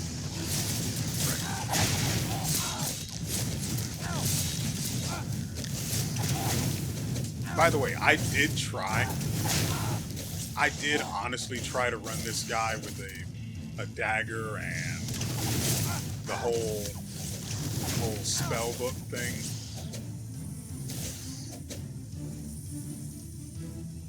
You are a mother fricking lie. There is no way. I don't understand it yet, but I know I'm going to have a bad time if I step in there.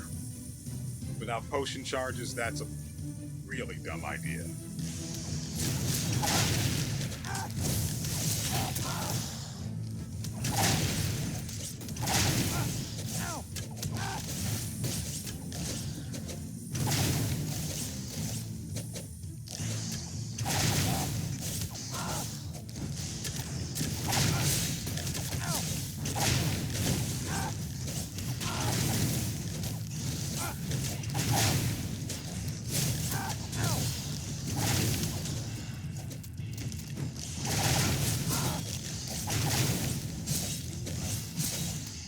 Guy spent his entire time being confused. I've never seen anything like this. You go, we follow. These guys look menacing. Oh, I hope they're really good. And durable, especially.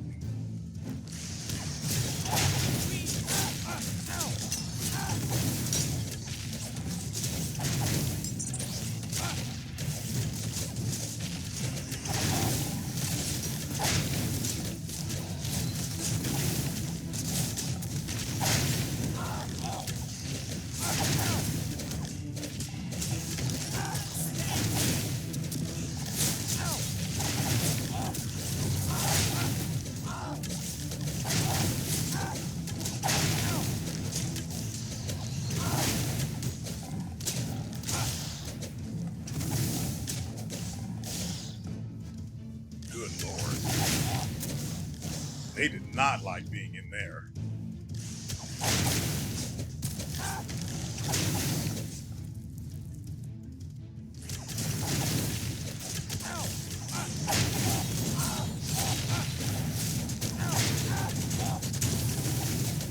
Oh, everyone in there died.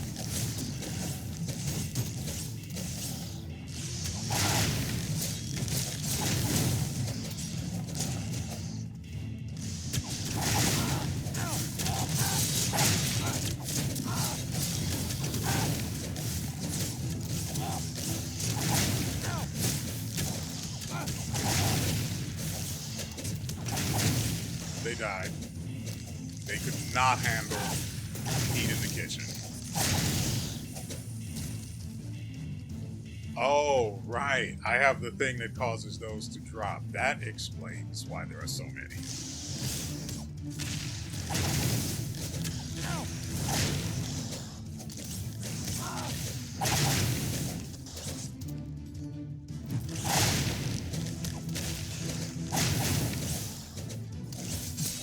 The stun might actually... Hold on, let me grab this for sure.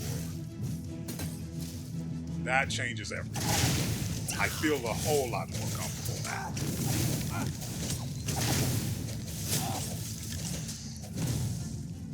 died before it even completed.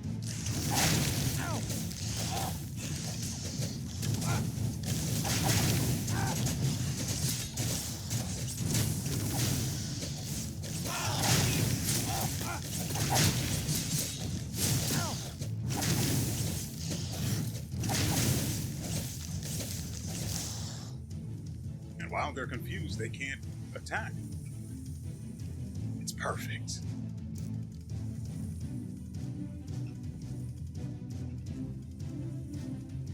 Also, I'm now paranoid about walls. Wait.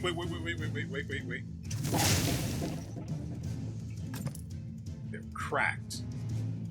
That's how you know. But was it cracked because of the spell I cast? Or was it already cracked? Shocking Adept Frost Tome of Sundering. No way. So it's got bonus intelligence scaling and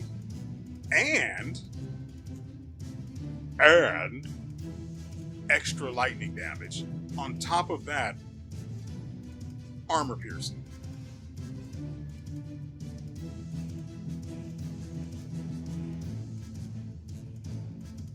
I see a new way forward for the Paladin.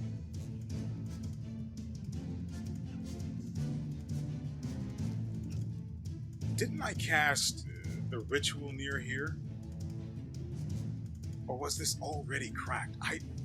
Like I said, I'm paranoid about walls now.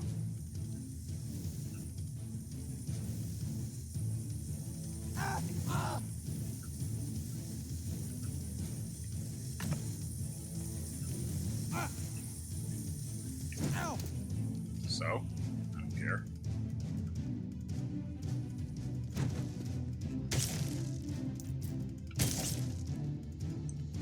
Where do we go? Ooh, let's go over here so I don't have to come this way again, unless the exit's here. Come on, everyone. Let's do this. Feed me. Delicious, delicious XP.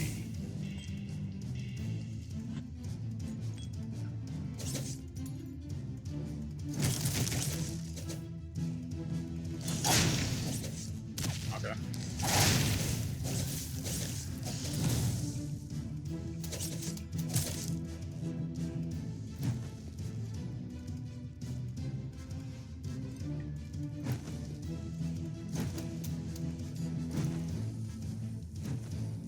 That skill's not yet ready.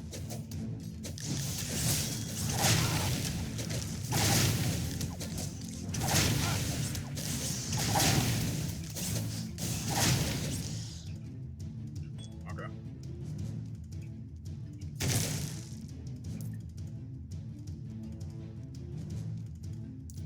I'm trying to keep an eye out for cracked walls, but I'm also trying to make sure that I'm engaging enemies properly and not just running in.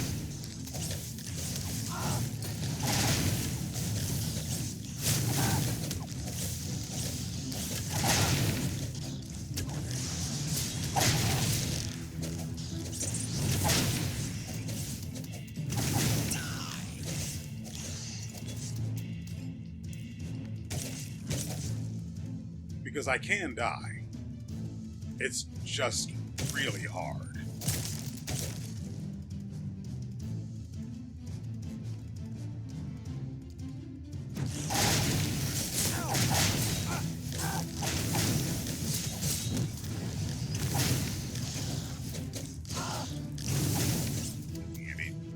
He just walked back in and died. Okay.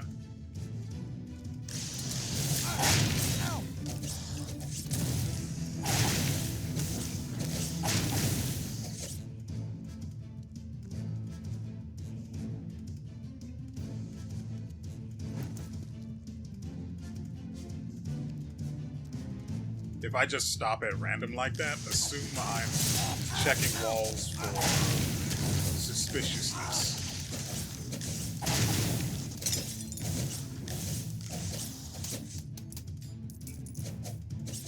I really wish some dual daggers were dropping.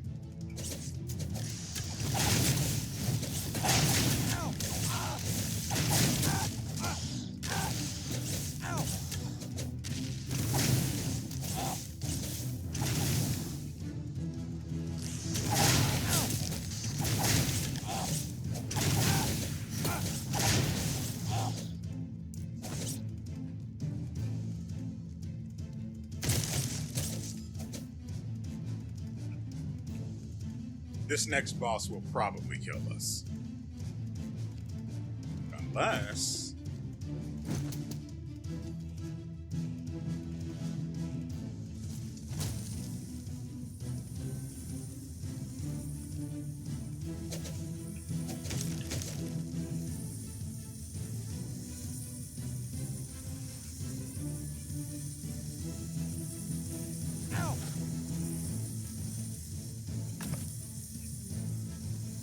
Finally.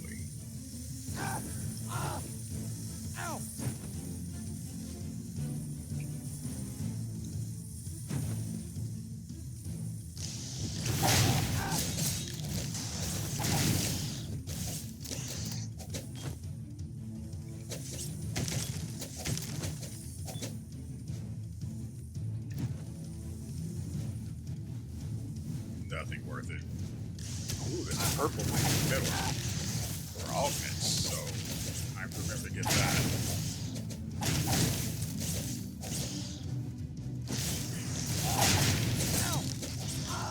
Big guy just disintegrated.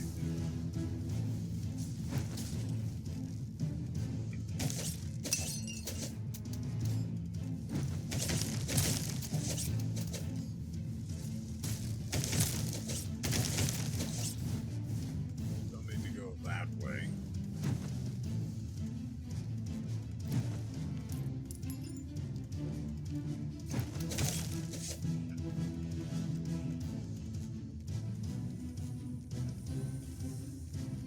That's cute.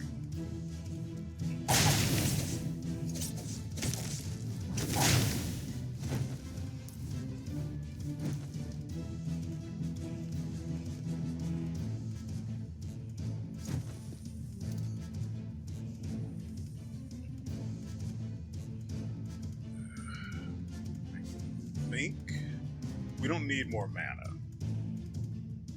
This is decent, but I'll take the greater amount of life leech.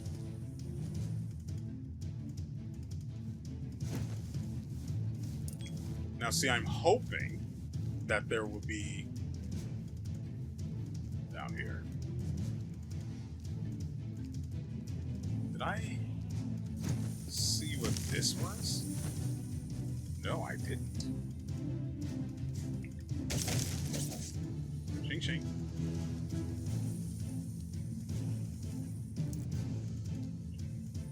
Like I said, I'm trying to pay attention to the walls, but when there are enemies around, I need to also make sure that I'm not just walking into them weirdly, because I don't know how much damage they can do to me before my healing comes online, and I don't want to be surprised.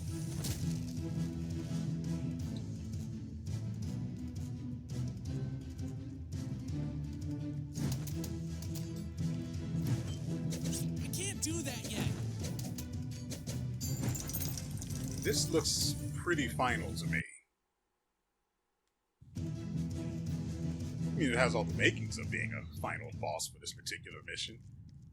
Man, it'd be weird if I were wrong. Yeah, this screams final.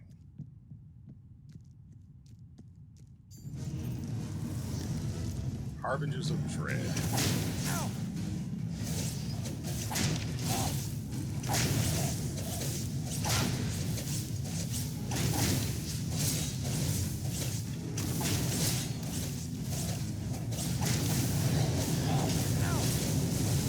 So, we have a problem here.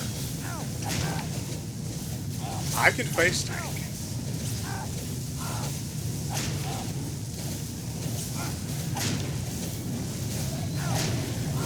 Now they're starting to do more damage.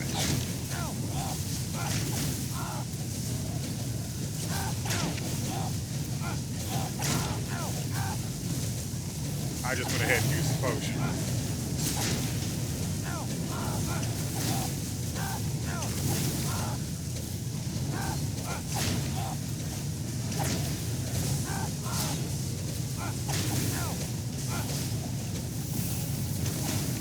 Jeez. By the way, You just need to be the first boss to get this guy, and of course survive the catacombs until you can reach the warlock and unlock this. But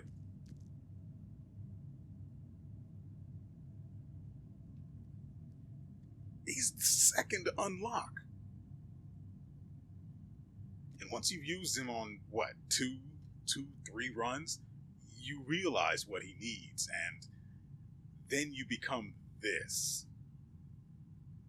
And remember, I'm going to have a deceptive title, so you never saw this coming. Thunderbird Feather, +1 dash charge. Thank you. When you dash, you conjure a thunderbolt to strike at a nearby enemy, dealing 100 lightning damage in a small area. Because I definitely don't want to be in the middle of a mob of enemies and then dash all of a sudden. Goodness, no. Wait. Does this? No, it doesn't count. That's weird.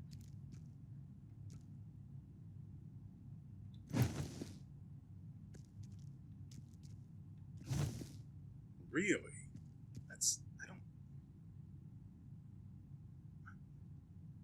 Does it require enemies to work? By the way, every one of these trinkets is giving me 1% gold gain. I don't know how many are in each row, but that's probably pretty decent. There's also a fruit fly in my room, and I hate that. When you dash, you conjure a thunder. Yeah, so it requires enemies being nearby. So we'll have to test that later.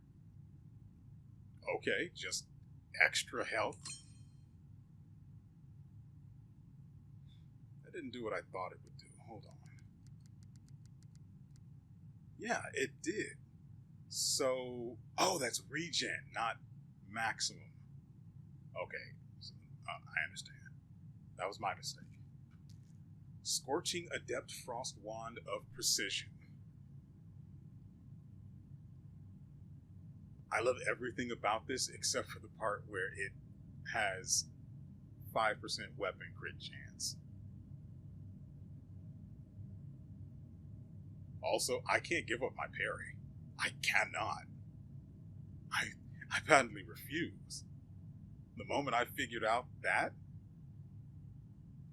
it changed everything about the playstyle for the Warlock. And like you just saw with these last two bosses here, kind of game breaking.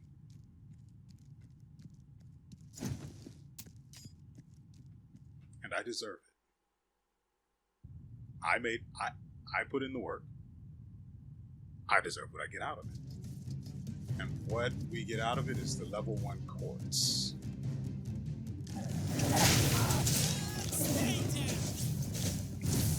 Don't mind me, still just doing it. And yeah, we're not going to stop the episode until, like I said earlier, this is just one of my days off. And so, as a result,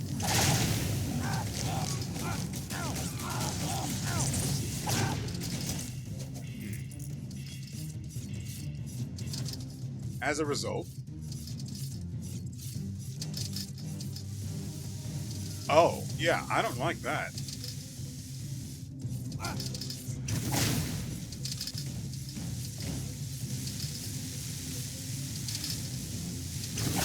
Don't forget, we also have plus 50 damage resist, or plus 50 element resistance.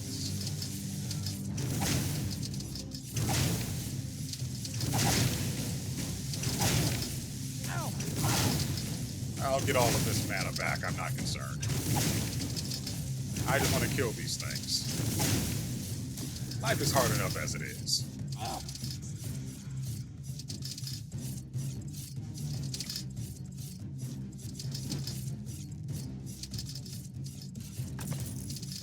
Stout heavy plate of combat.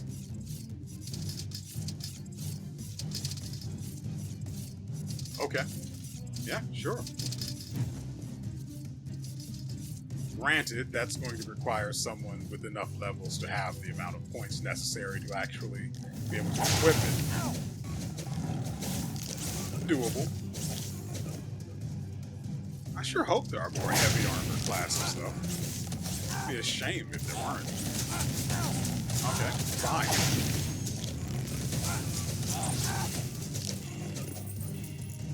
Don't mind me. Just almost dying and then becoming unkillable. That was a surprising amount of damage. And I am glad it was not burst.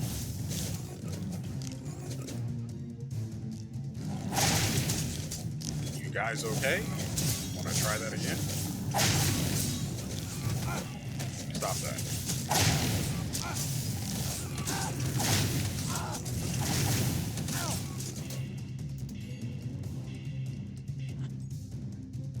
Jade game board.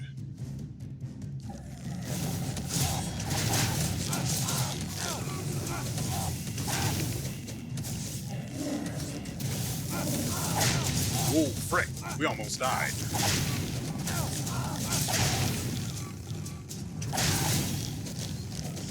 I went outside of it, but I still got some healing out of it. I cannot.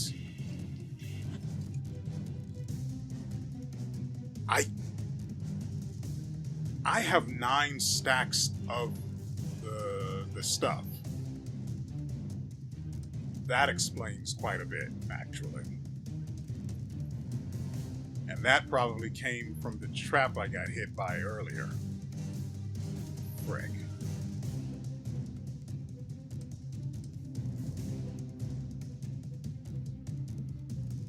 Yeah.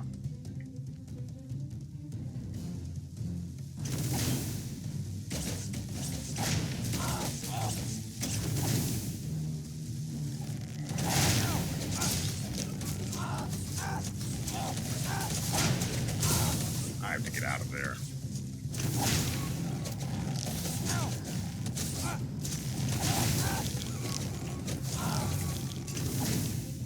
They jumped in and just vanished.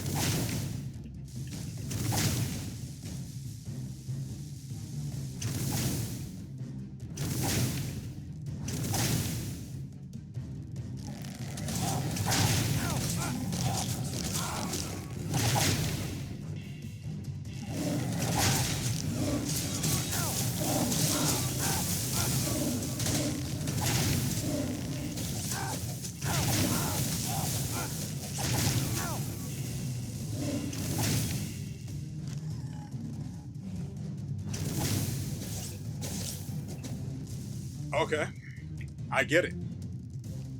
They're just better now. And at this point, we don't have the stats to keep up, in addition to the 9 stacks of whatever the frick that debuff is.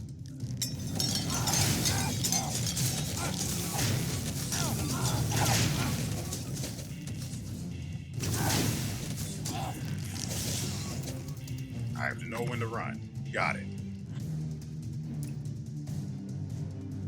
Checking the walls.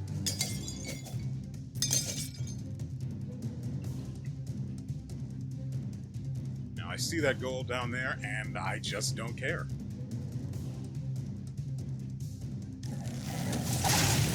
Kill the mage first.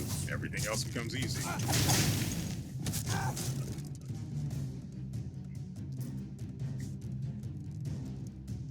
Those steps are awkwardly indicated.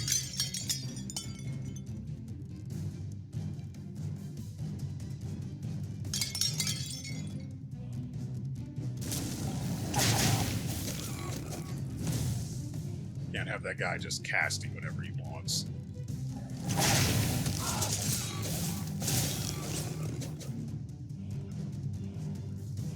What is this? Okay, let me look over my trinkets while we have a moment. Is there anything that explains what that circle is?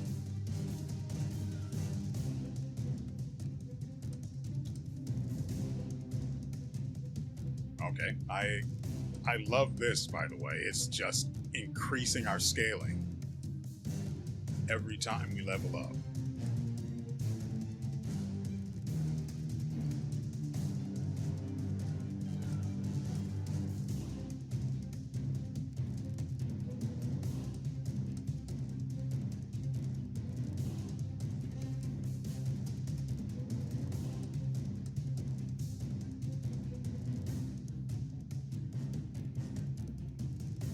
I think this is it.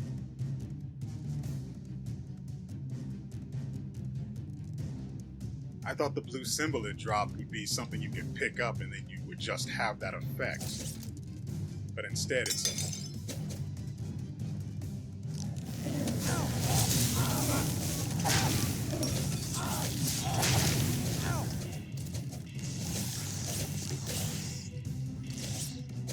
Okay.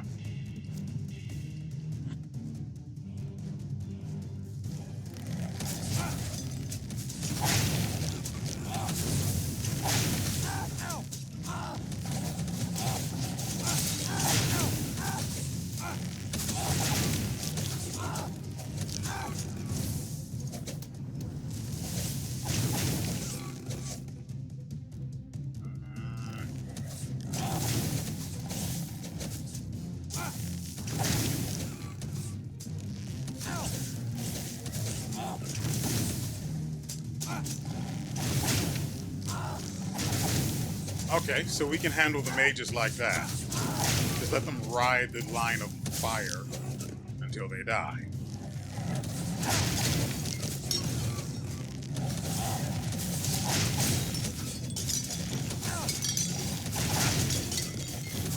I actually forget we have that dash attack. Granted, it's not particularly valuable while we have the ritual down. Unless we're facing an enemy that we can't dash through, like the plant monster from earlier.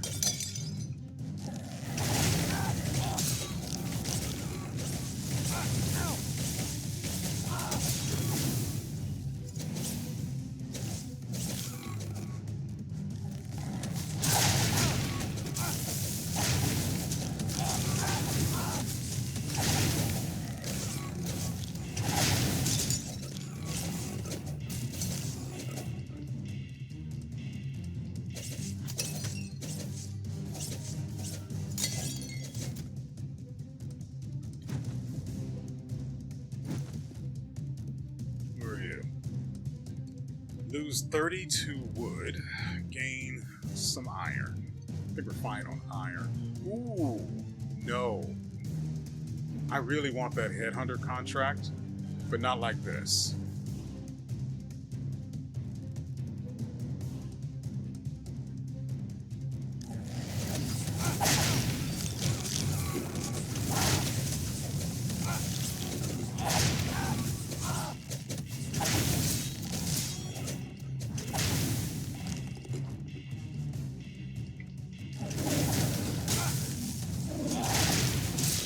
Perfect.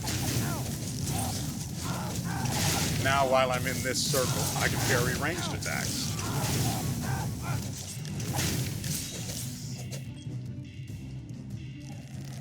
That's decent.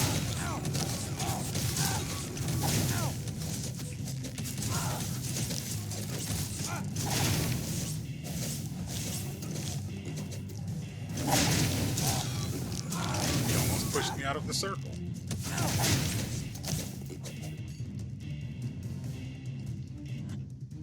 Good lord.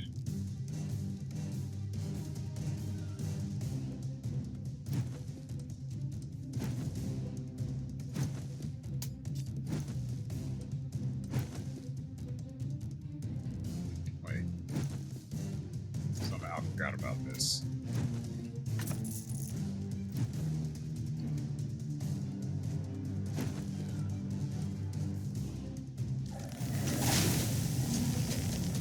Oh, interesting. Their spells are extremely strong. However, they can only fire in a single direction for its duration. Once that direction is decided, they're stuck until it's over.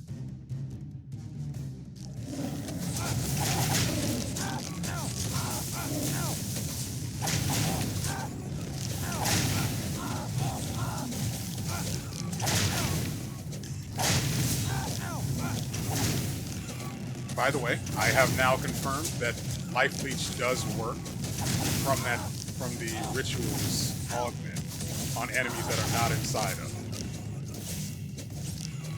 it. Great. That is actually perfect.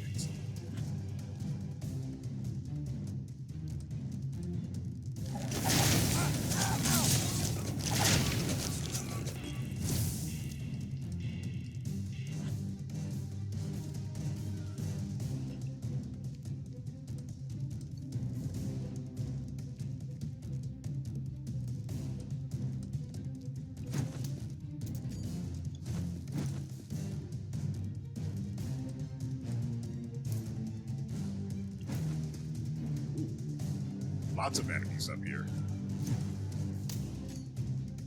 I haven't noticed any breakable walls.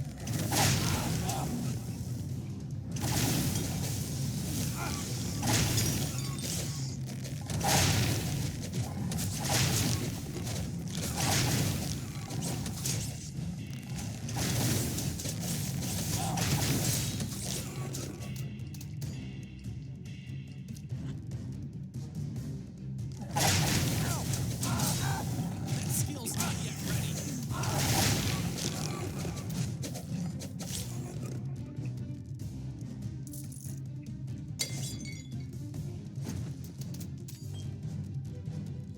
Alright, that's it for this. No, it's not. No, it's not. I can't do that yet.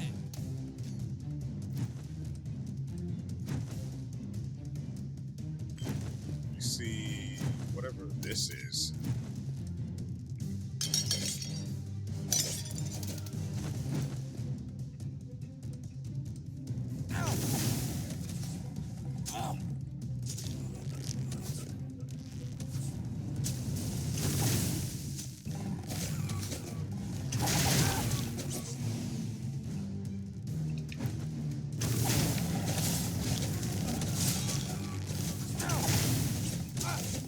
What's this?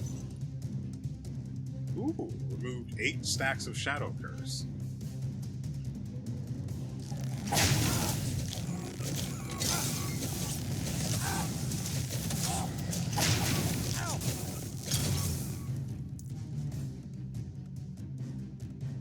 I quite literally couldn't have asked for more.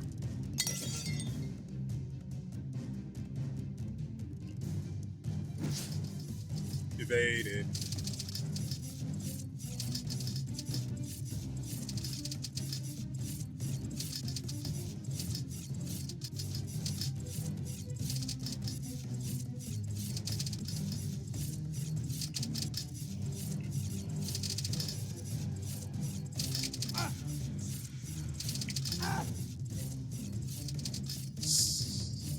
Okay, they give 3.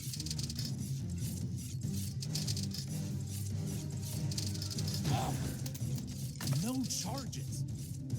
And I don't have any potions, but that's not particularly relevant. Markham's Mace, 2 attack power per trinket. Oh, finally. Because the weapons are the main bit of damage that's been falling behind.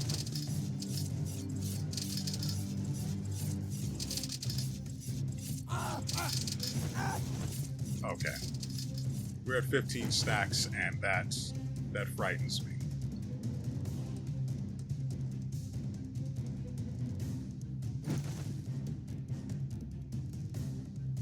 So, odds are very good we're going to die. Now, anyway. Tempted to see how we perform.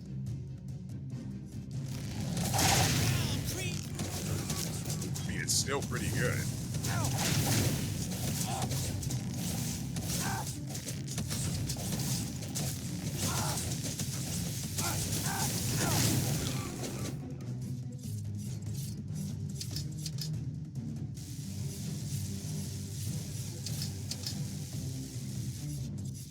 Trying to tell me this. Yeah, there is.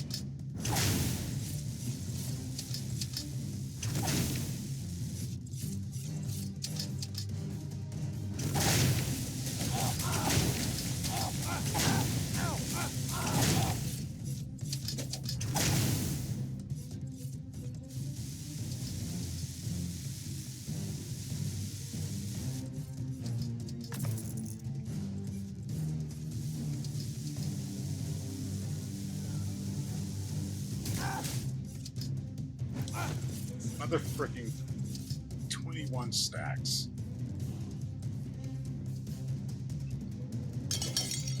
Oh, we can get rid of some of them here.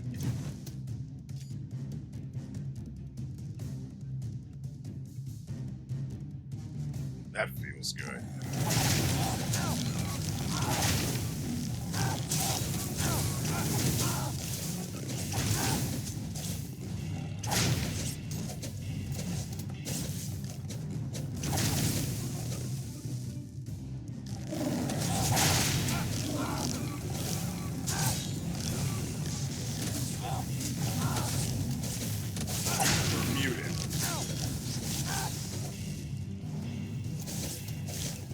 I don't know who does it, but someone mutes us, and we can't use our spells. Silence is probably the proper term.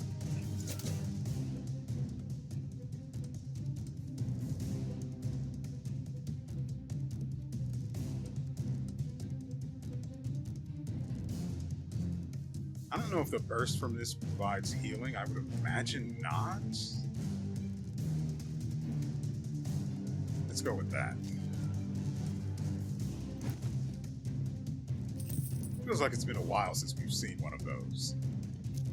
It used to seem a whole lot more common previously.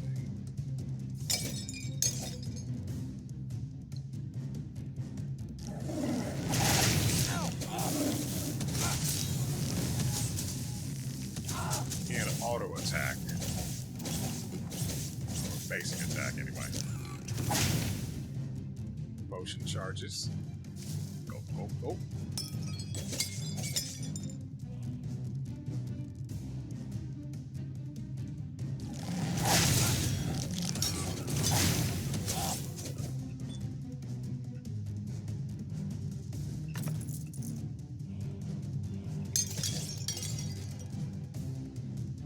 Trying to keep an eye out for unbreakable walls. I hate that that's a thing now.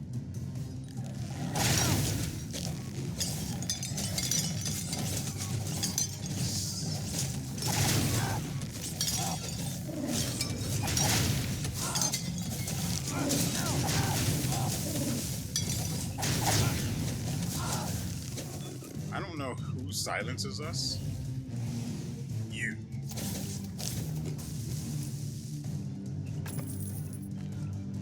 So we're starting to acquire enemies of priority. Ones we have to kill first. Otherwise, things become really unpleasant. Let's head this way instead.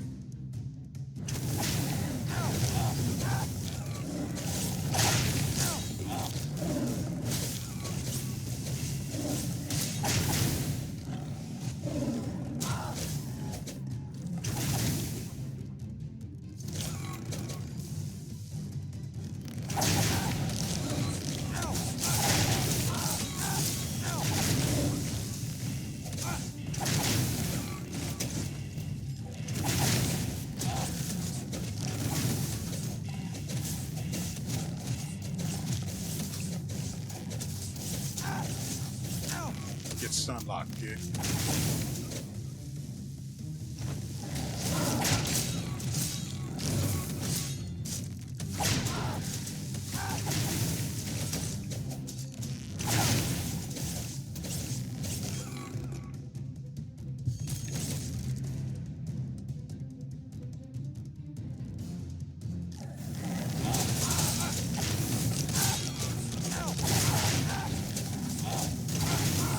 Trying to move awkwardly in case the... Yep, he's in here too, of course.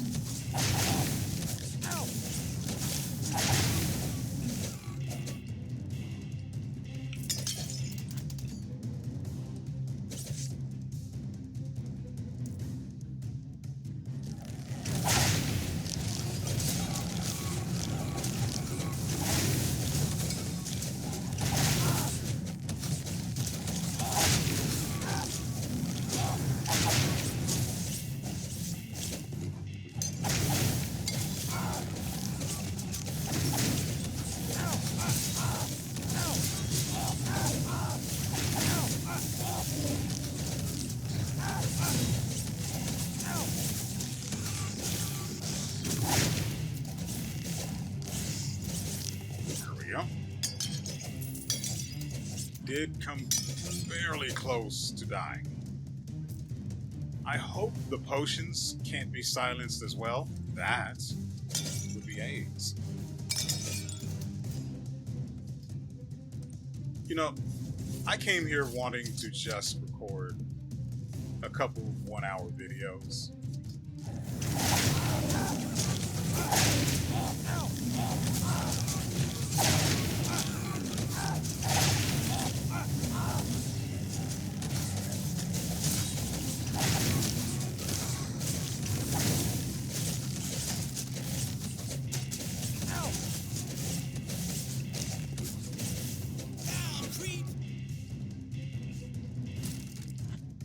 So, yeah, we can stun lock now, and that's pretty good. I mean, against trash mobs, obviously, but... Oh, that's that.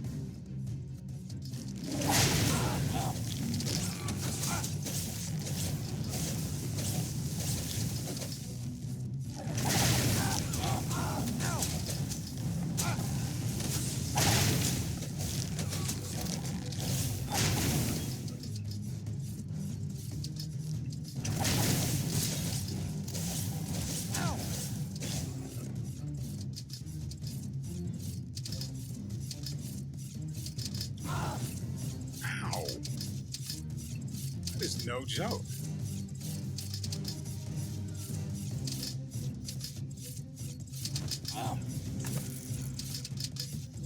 Apothecary's sick kills gain a 1%.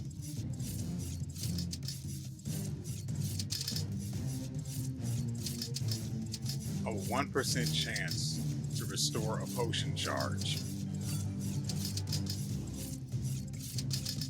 I wish it was something like it dropped a potion charge restore.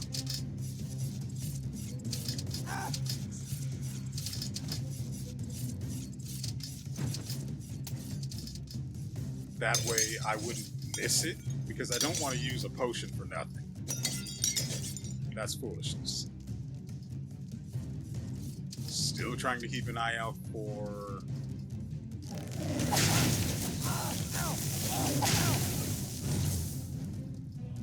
broken walls, breakable walls.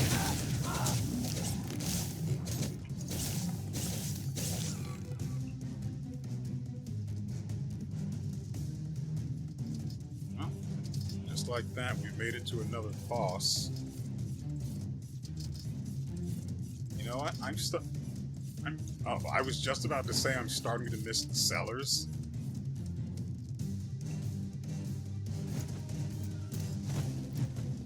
But lo and behold, I just passed that trap without even realizing it. Lo and behold,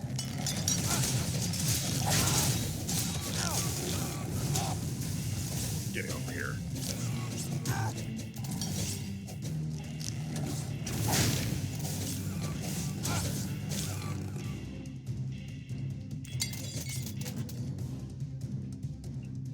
What do you want? Unlocked the Enchanter building. There's somebody okay. This is all very unique, but I need to get out of here. There are threats everywhere. She says, being deep into the Citadel.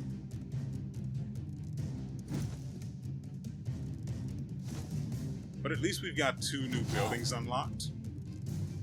I don't know if I'll be able to, if they're just, no, they're just that. They're definitely not just going to be there. I'm going to have to spend resources to raise them. Okay, deep breaths, everyone. I thought the last one was the final one. No, it was not.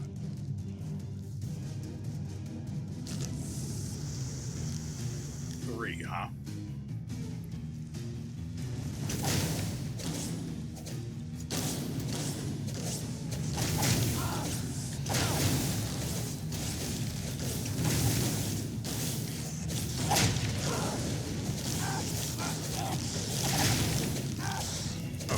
They made the mistake of feeding me.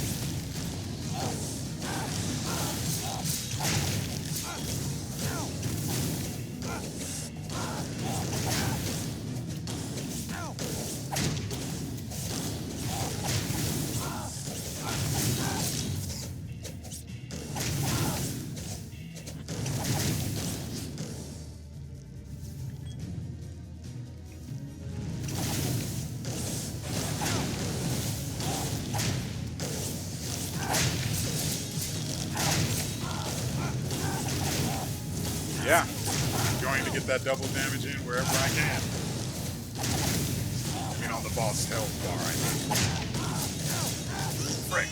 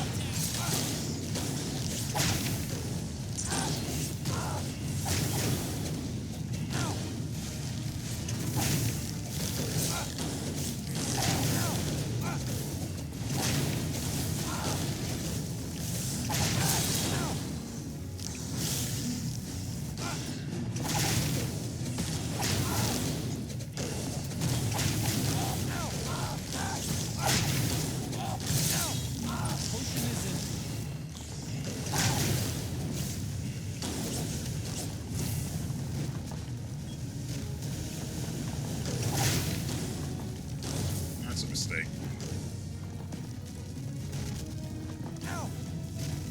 You stop.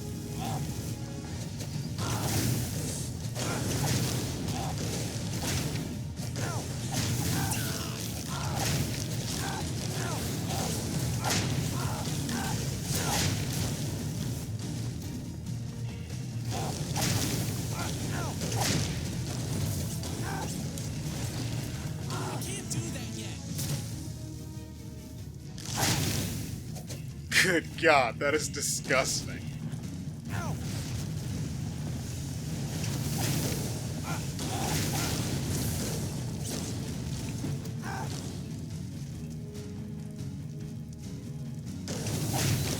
Get out of here.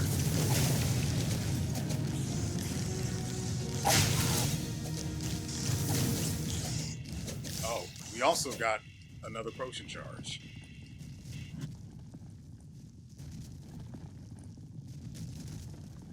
I hope you guys didn't have any plans for today because, I mean, I'm not nearly stupid enough to say it, but good God. That skill's not yet ready. Scroll of Earthquake. Spending 100 mana. Easy. Discharges earth spikes in all directions, dealing 50 physical damage. Scroll of Magic Missile. Spending 30 mana. Oh my God. Our DPS. Ghostly Crypt. Search through the crypts of the old temple and uncover its secrets. Awards. Awards eye level 21 epic hands equipment.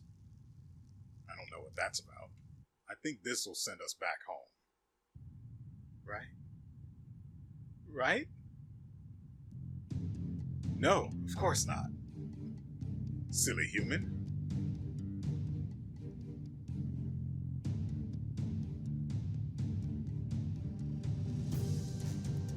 I don't like this. Oh my God.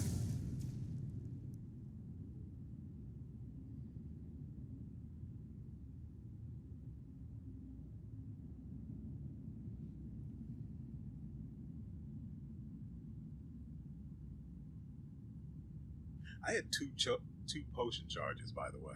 I should not have died there. I'm pretty sure that's how I died on the mage once we unlocked, right after unlocking the warlock. By the way, we did not unlock another class. I talked to everyone I came across, but all we got were more buildings.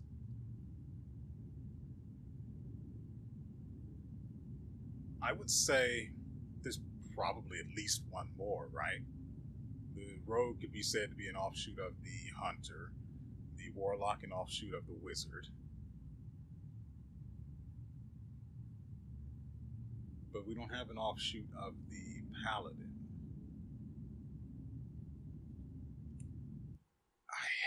I hate that I died like that. I got trapped inside of a bunch of little tiny mobs. We were so freaking close, too. Earned 42,000 gold this run. Over what I'm assuming was a 2.5 hour run. Costing us 10,789 gold. 33 wood, 17 stone, 15 iron, and 19 whatever the fricks, and 3 whatever the fricks. Demon's Tail pulled so much weight, dealing 605,000 damage over the course of that entire run.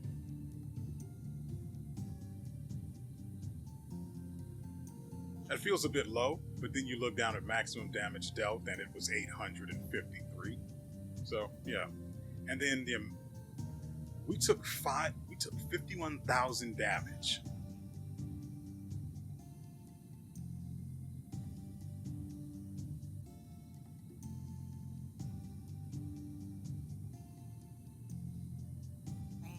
Dual Slice, of course, also carried, dealing nearly as much damage as Dark Ritual did. But of course, Dark Ritual pulled away because it deals burst damage at the end of the ritual. I returned as almost as much damage as I took because I got that trinket very early on. Killed nearly 4,000 enemies, healed 24,000 health. Landed 3.3, yeah, that's 3.3 thousand crits. And I leached 18,000 health. I only used 6 potion charges. And so, okay, so this is probably all time, because it doesn't make sense that it says deaths are 2. So this is probably the all-time value we got, or have, rather than what the last run looked like, which, not particularly useful. I'd rather know what the run itself looks like. We took so little elemental damage that wasn't poison.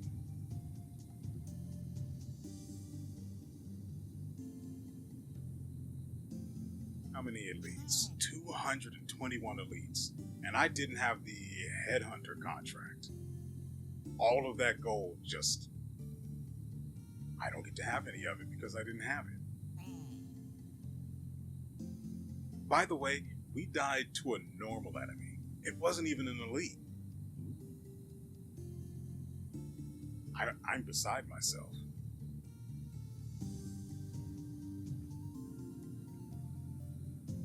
So, yes, I was pretty close. The mission itself was overall 2 hours and 10 minutes.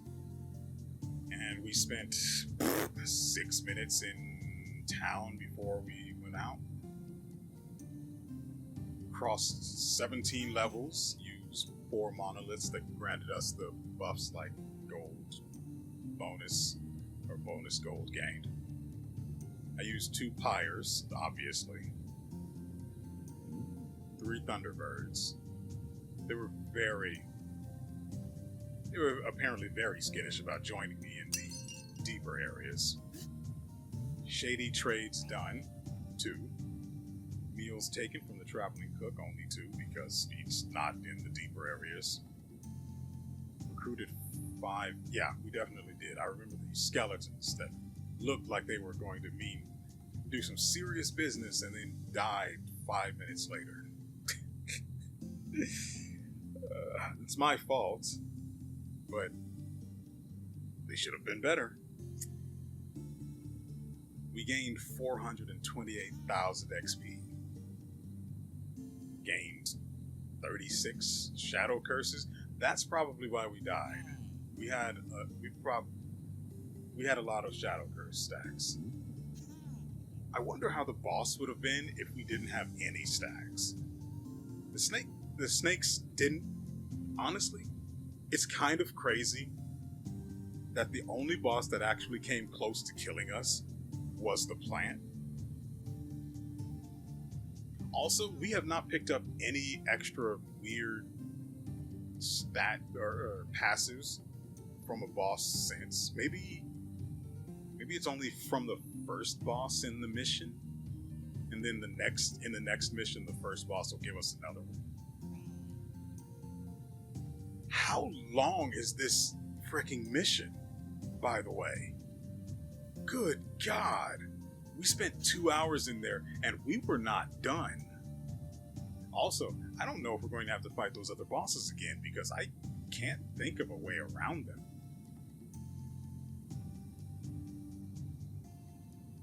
I mean, and I'm talking about it by way of a natural skip, like with the totem you saw earlier, where a whole other section opened up and then led to a completely different place.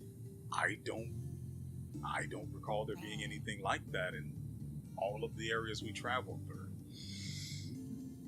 Life is going to be rough when we head back out there.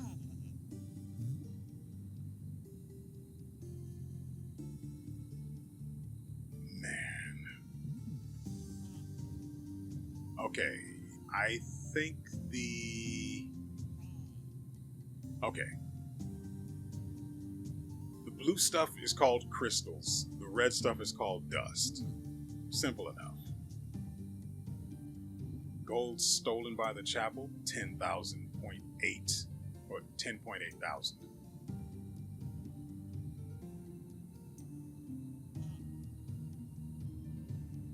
Not like they even need the freaking dust, or I mean, the iron kind of makes sense, but the crystals and dust don't.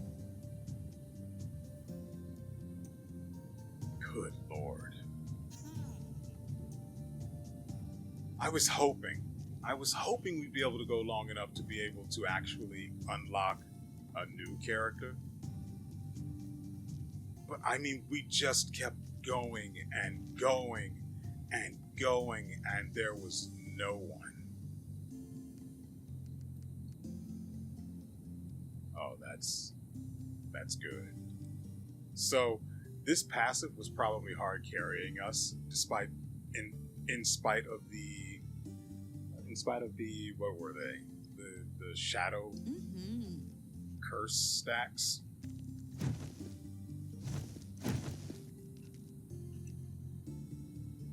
Okay, so we have the library, which unlocks common trinkets. Unlocks common trinket attunements. Change your combo skill? I need to do this, so I need to make sure that we have...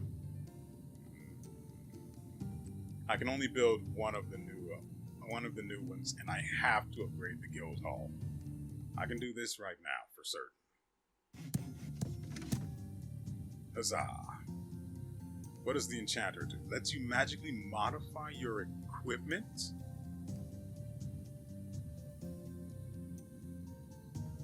I don't know what a combo skill is, but let's do this first. Let's just get it done. Now we have to figure out... Oh! Yay! More stuff to unlock. General store, better prices, and higher level... Okay. Yeah. Go ahead and just pump that directly into my veins. Training grounds don't unlocks weapon masteries. Better upgrades to your armor and weapons, and cheaper equipment upgrades. I can't give you stone for that. This one, however, trading post, buy and sell stone. Oh no. By the way, I already have the thing that lets you buy wood. It's really expensive. I think it's 1,000 per piece of wood. It's something really expensive. Nonsensically so. Ooh, I do want that. The next couple of episodes are not going to be this long, because I'm going to be recording them tomorrow, which means it's literally just going to be as quick as possible, because I have to get other stuff done before it's time for me to start watching anime, because I have to start watching it very early to get the entire, I think, 50 to 60 anime we have lined up watched before I go back to work on Tuesday. And I don't watch them all. I watch them at night like a decent human being. I don't just watch them in the middle of the day like a freak. No. I turn it into a whole thing. Well, the idea would typically be to watch them at night, but since there are so many of them and I only watch them across 2 days rather than 3, I have to start midday, sometime after 6 o'clock. But I can usually go longer the first day, but the second day goes into the work day, so I have to go to sleep earlier. So that's why I have to start so early. Getting back to this, I don't even know how I got off to the tangent of the anime, but here we are. I do like the better upgrades. God. I don't know what they mean by magically modify.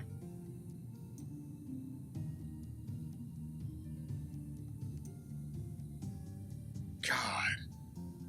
I'm going to have to do such a long run in order to get value, or in order to get enough resources to unlock both of these, much less getting all of these done.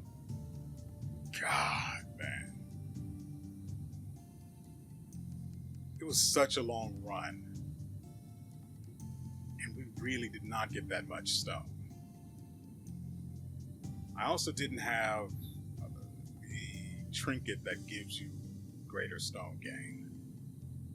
So there is that. I noticed there's a chest out there in front of the guild hall. Consider yourself noticed, mister. It's probably my stash, though. I don't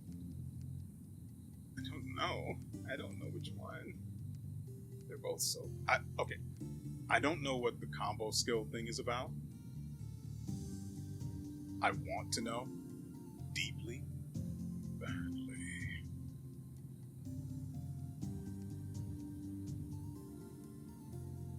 I don't know if this is a buffer for when you're starting a run.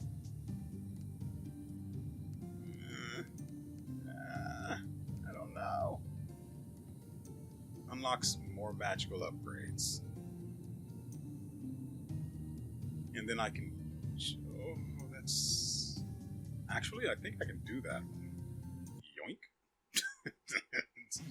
Of course, I want to start a run with more buffs. Augments. Anyway. Ooh, well, that's decided for me. And we were only 1 off. That's a shame. Well, that's done. For some weird reason, it sticks when you first come into town, and so you're just walking while facing downward. It's kind of weird. But once you move the stick, it stops being weird. Class promotion?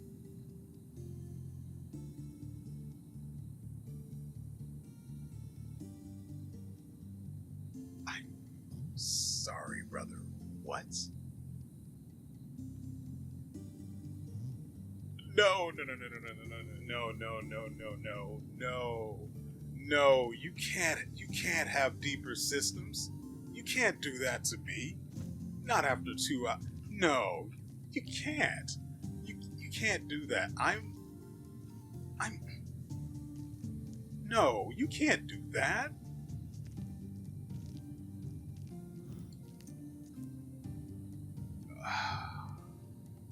I need more dexterity, right?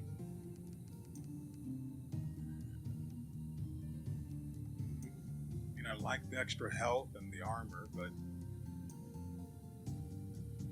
yeah, probably extra dexterity and then everything else into intelligence. Because this is a one-handed weapon.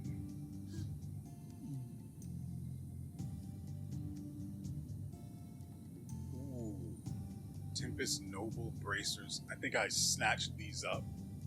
Yeah, I remember where I got these from. It was when... It was in that room with the 2 lightning turrets.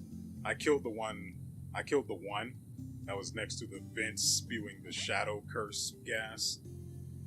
And then... I could have killed those other 2, and I just figured it's just not worth spending the mana on it. So I just waited until they were off and then snatched up everything. The chest dropped, and this was what the chest dropped. It's weird that I can remember it that clearly, yeah, but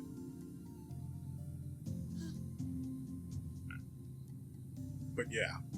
So the Tempest Noble Bracers of Prowess require 60 dexterity, grant 27 armor, 4% crit chance for your weapon, 10% bonus lightning damage, and 10% extra spell damage. The lightning damage has no value unless I'm running the wizard, I guess. Oh my god.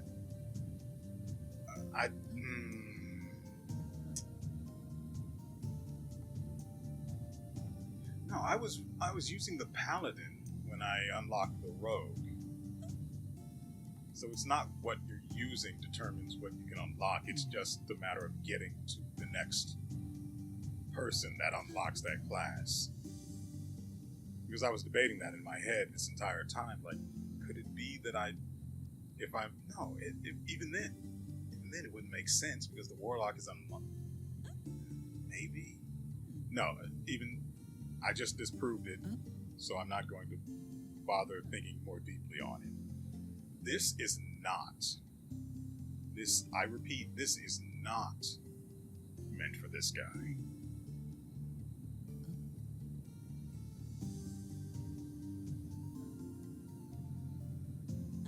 I don't know if spell damage applies to any ability that the wearer has, or if it's just talking about magic. I would assume the former, because there doesn't seem to be a real distinction between the two, aside from spell power.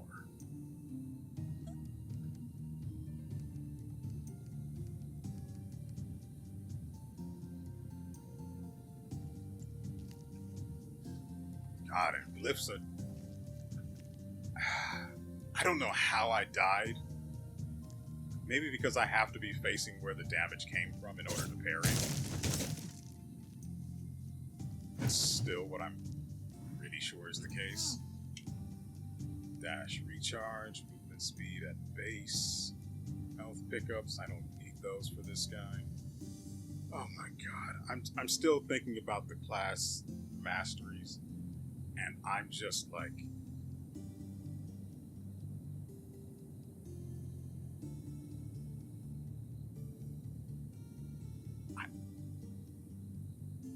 when it comes to having choices, I like to think them over thoroughly. So I probably won't decide which one to get during this episode, and that's assuming I can actually get it. Oh, yeah, we still have skill points to spend. Oh. Let's see. I don't know what he's talking about when he says meet him out near the Citadel.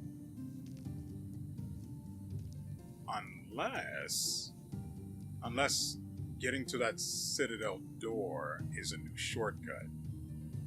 I don't think I have anything that goes into it, but maybe.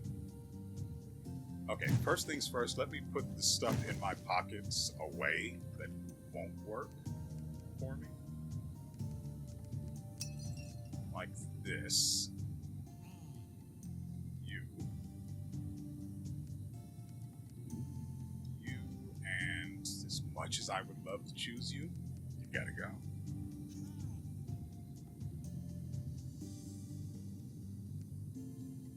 Put you in there.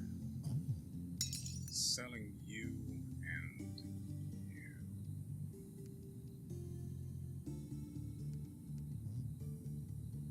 No, I won't be using you, so you can go. Well, okay, I remember I didn't buy this, so it's fine. Just put that away. Maybe I should sell it.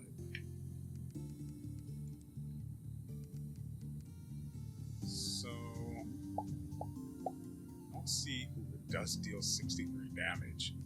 Our weapon isn't too far behind, but we really do need to replace it. Did we upgrade the shop?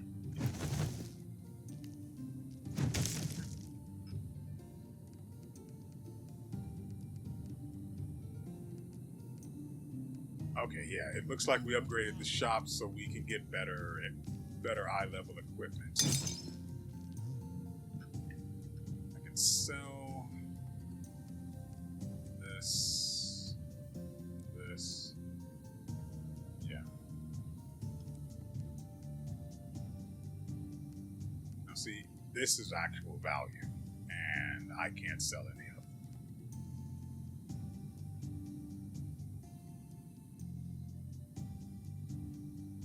Maybe the mage or maybe the wizard could use this. I mean, I see the potential. But I sold it. Eye level 12.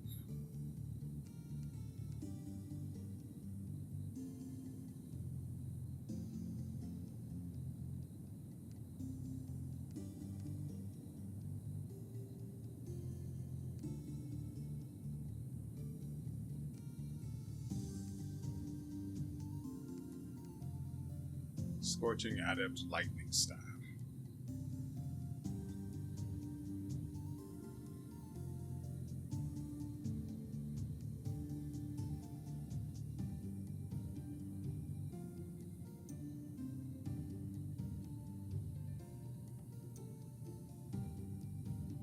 I think I will actually take this. Probably shouldn't.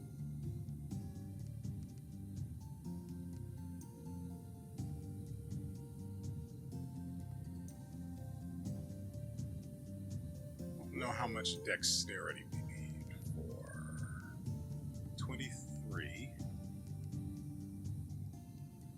That's probably pretty far off, isn't it? We only have 24, and dexterity is going to cost at least 8 of that. We won't be able to take the intelligence very far. After all, we do need more health.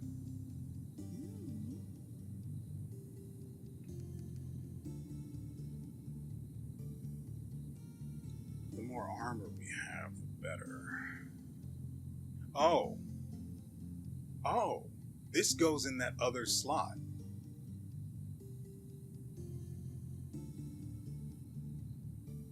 It has stats that don't have any value to me, though. I'm also going to need more dexterity to equip stronger dual daggers, too.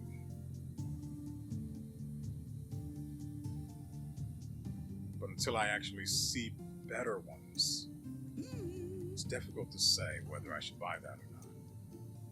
Well, we can afford to goof a little bit in terms of purchases, especially since that's only level 1. Something over here seems noteworthy.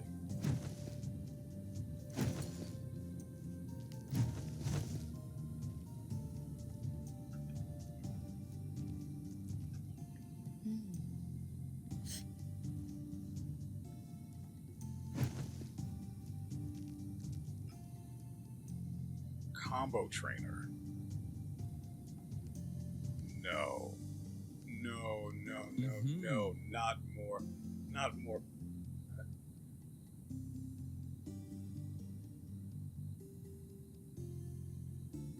And as despondent as I may sound, I'm actually super excited about all of this. Because this just means, remember the run we just had? Okay? Now imagine us stronger at base. I don't know what any of this extra stuff is going to do for us. But just imagine, just assume, just a general sense of being stronger at base than we were when we started this run, this video.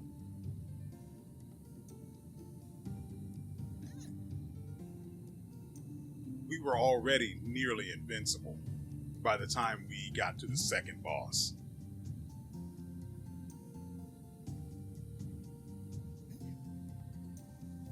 By the time we got to the snakes, they were struggling to kill us. Granted, they were pulling out some stuff that was actually overcoming my damage output, partly because they would not. It seems like when there's an enemy that prevents the whip from actually, I know it's actually a demon's tail or something, but when the whip is prevented from going its full length, that seems to have a bad effect on its damage because it doesn't lay down the entire line of fire, which is what I'm depending on. And if the enemy isn't on top of that line of fire, I'm not getting the DPS I need, which hinders my life leech, right? God. Okay, what does this do? Attunement trinkets. You have no trinkets to attune.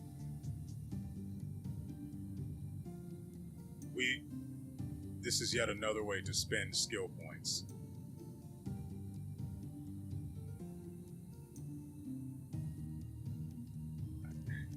Okay, let's look at this and try to understand what we're reading. Shoots a nova of projectiles every time while combo is active. Okay, so these are the bonus effects that will activate when we have combo.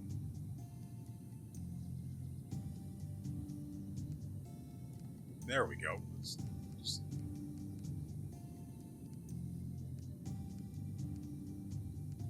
weird. I can't.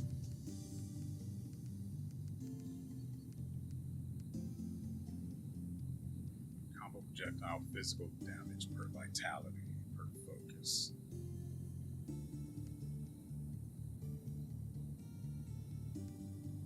There we go.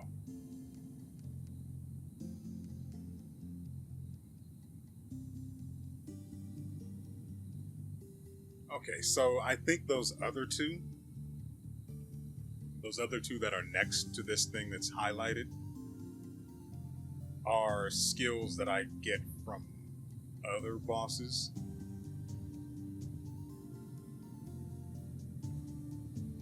But that I don't have yet.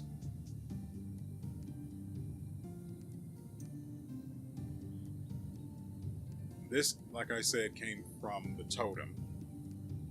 And the other two are a complete mystery to me. And 6 points right there for those two upgrades. Shoots a nova of projectiles. Extends the duration of combo. I would not mind that 2 seconds. Anything under a second isn't worth it. So this has to be upgraded. If I'm going to get it, it has to be upgraded 3 times.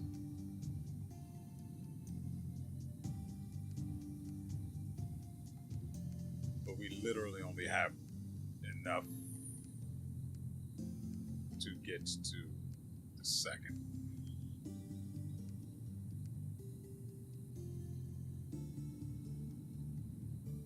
Jeez, and the Nova of projectiles is just extra damage for the healing, or for the life leech.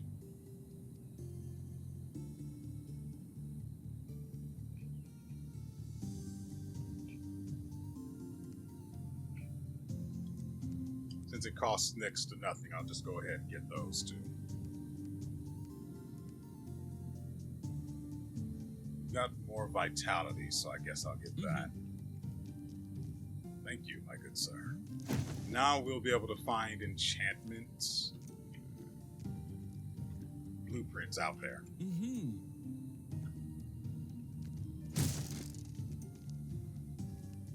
Maybe I should destroy those more often. Keep stealing from me after all.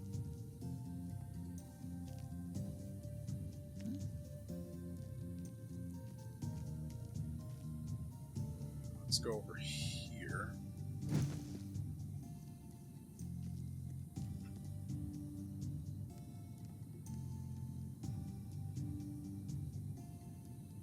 We'll actually take that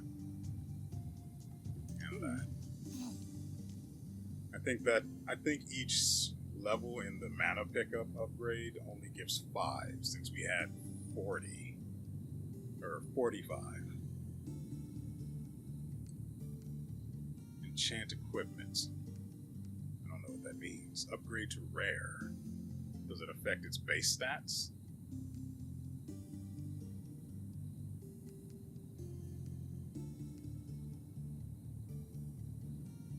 I don't want to do that for something that's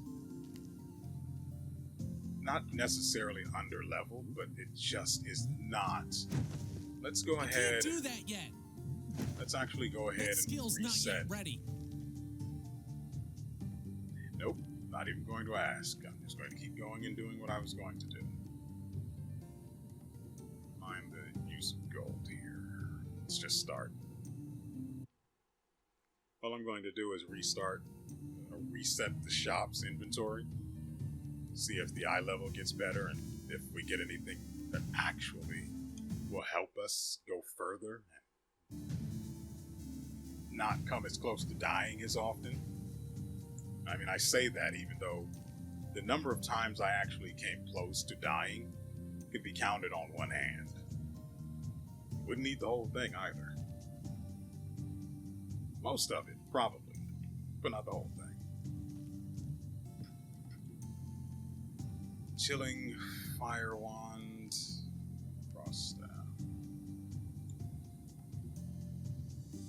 No, I like this better. It's also blue, so.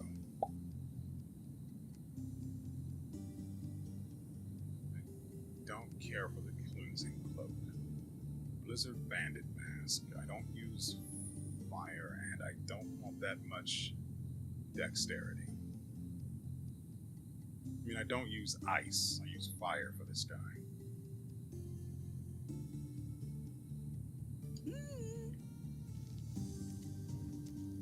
Okay, so I was hoping for some dual daggers, but no dice.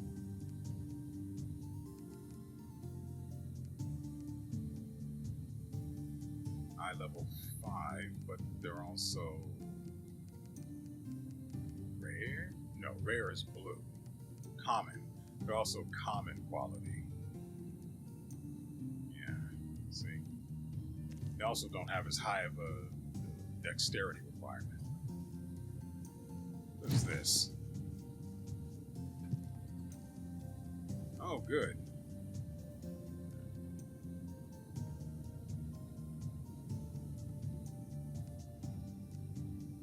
I don't really need the poison resistance. It's a lot less of an annoyance. In fact, it's just not really a concern once you really get in there. I do need to buy more dashes. Do I? I'm fine with getting one. Yeah, I did that. So yeah, we'll probably be using this guy again until we get to was the one that... Oh, that's the athletics one. That requires another upgrade to training range? That doesn't make sense. But I know what needs to be upgraded in order to get the extra dash. That's not going to be a concern for the moment.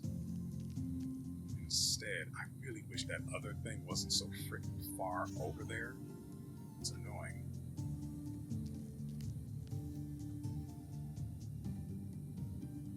What do you do again? Armor. Armored weapon power. I've not invested in weapon speed. That seems unnecessary.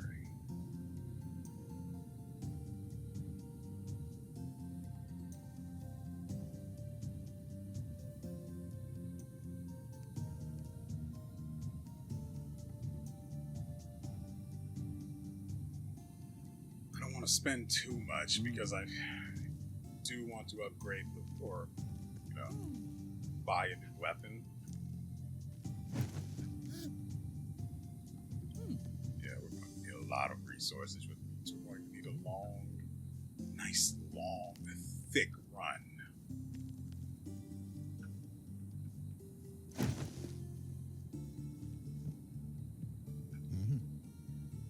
Don't worry about that trap door. You literally can't do anything with it, as far as I'm aware. So what is this about?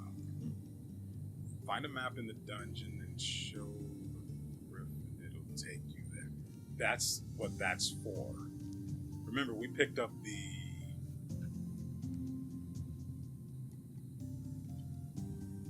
a map, and I guess it just doesn't show up in your inventory. But it apparently leads to a place that lets me get level 20 equipment. Epic equipment, no less. I can't imagine surviving there for very long, though. If I'm going straight there from here, I'm not going to have any buffs. No augments.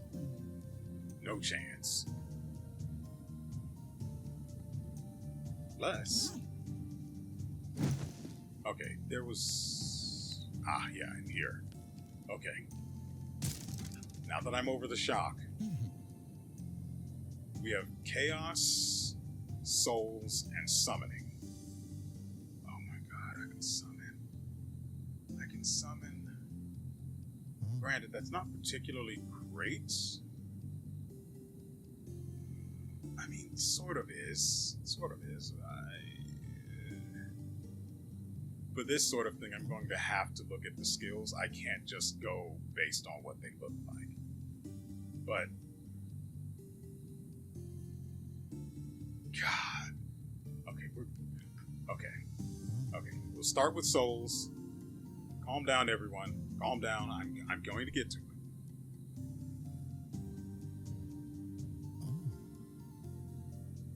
What do you mean, switch? I'm sorry, switch? You mean I'm not making a permanent selection? I can swap at any point as long as I'm here?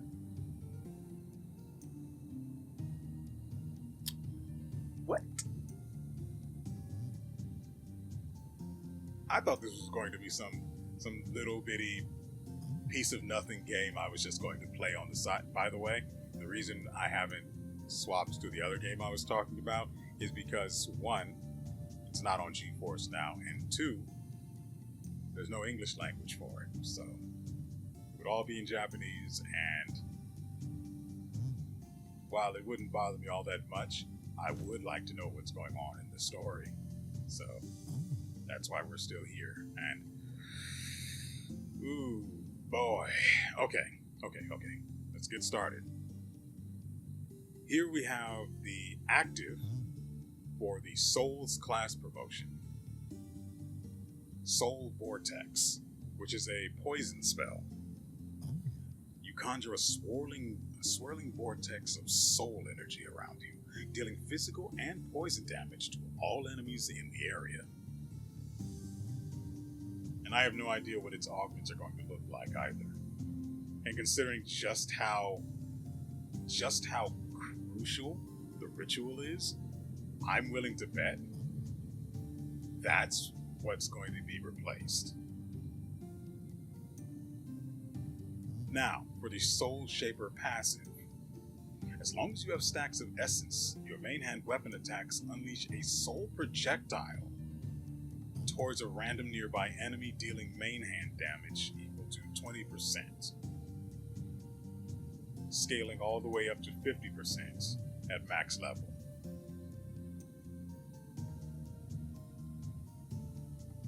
I mean, it's just more damage, so yeah.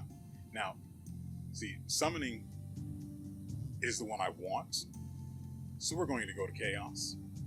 Starting with the Chaos Blade active, we have the Chaos Blade spell, which is a melee spell.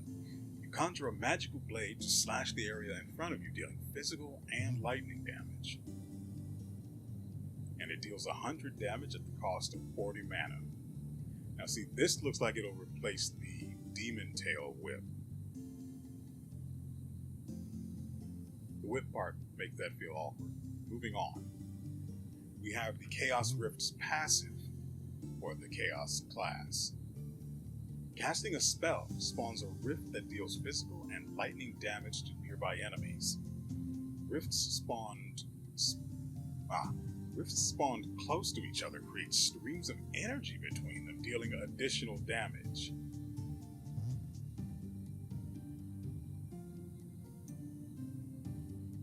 Okay, that sounds pretty cool. It actually kind of reminds me of I cannot remember the name of the class in Guild Wars 2. Trickster?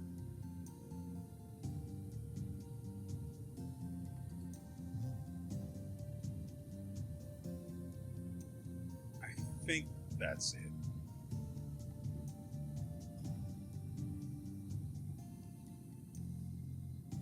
Anyway, that's if I'm correct, that's the class it reminds me of.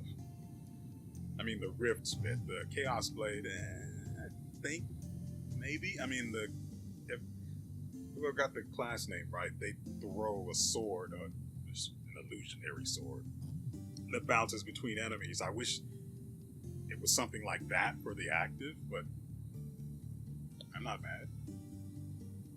Again, if I'm correct about this being this active replacing the Demon Tail,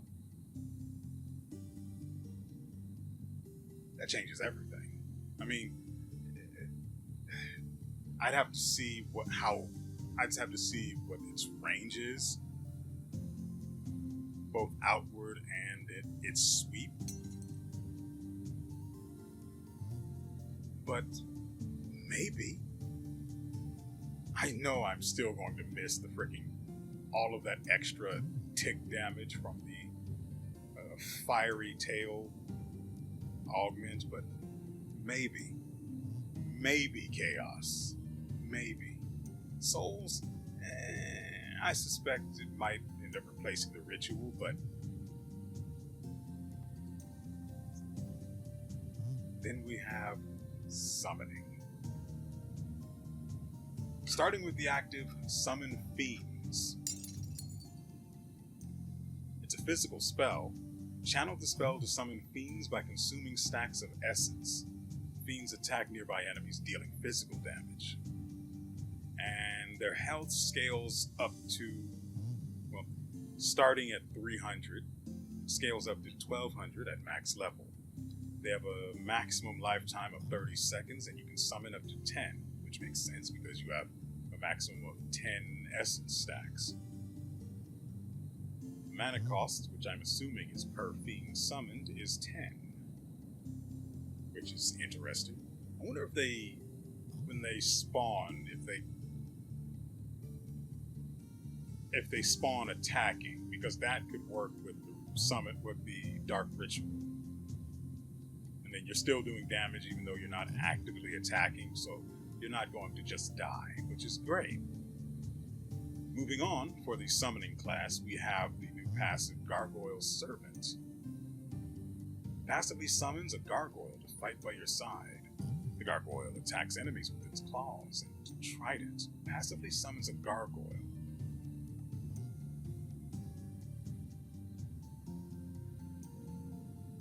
Does its damage contribute to your lifesteal?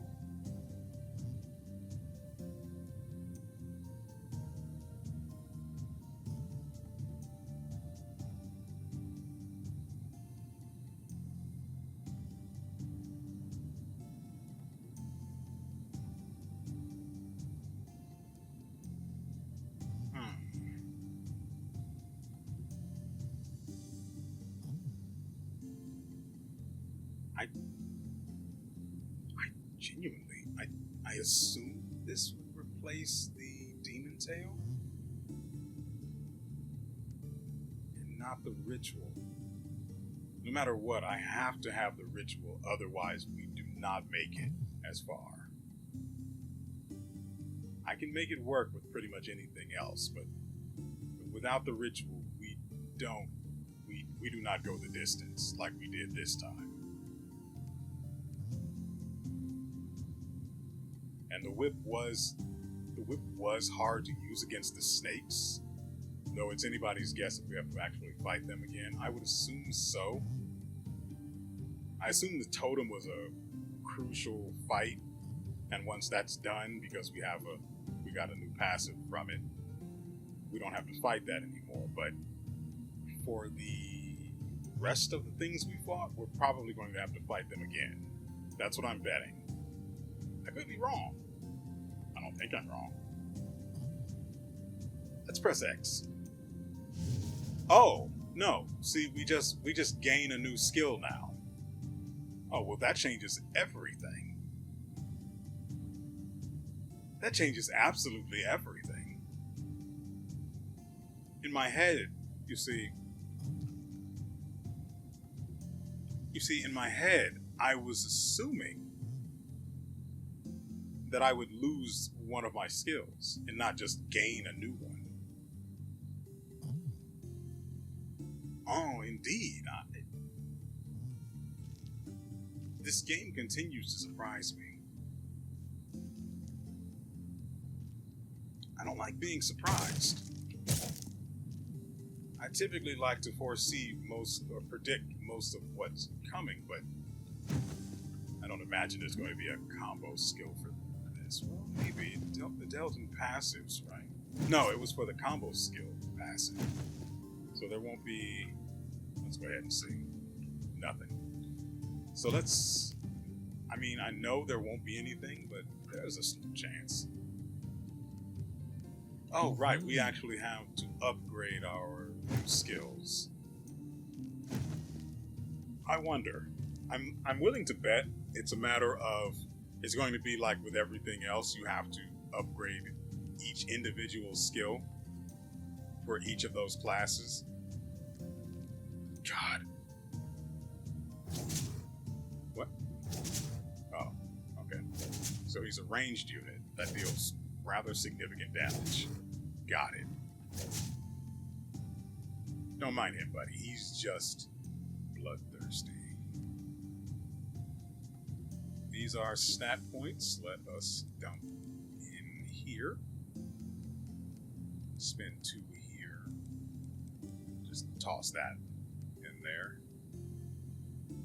This will increase regen as well, so that. And I'm not going to spend any more, just in case we may need to.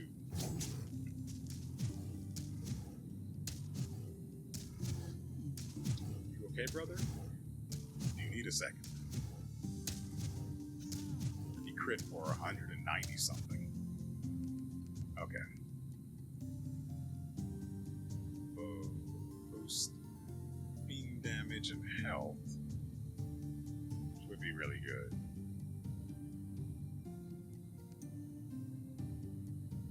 God, these are expensive too. Oh, nerds. See, this one usually is 3. These bastards are 5. Greedy sons of...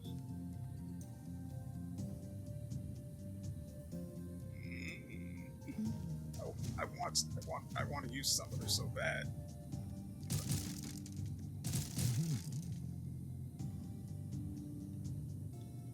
I don't know how we're supposed to use that other skill. This? Yep, it's on Y.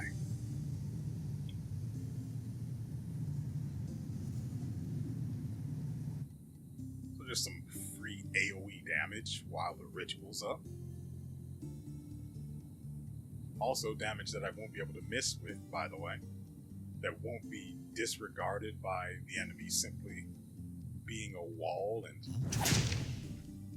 Well, I don't have the fiery tail augment, so yeah. But, you get the idea. Wait, what's the passive for this again? As long as I have essence stacks. Got it. And then for this, I need to actually be... Oh, I can just cast spells.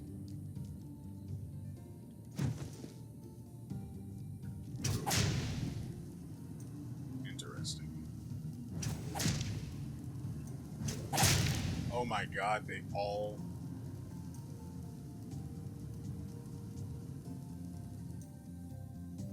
Oh, I can just use that. It's fine. I thought only one would connect with another one, and then...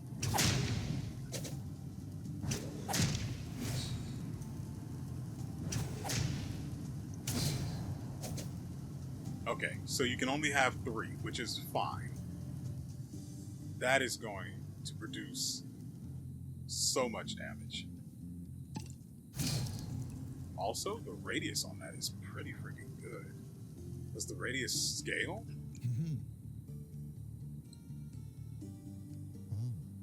No.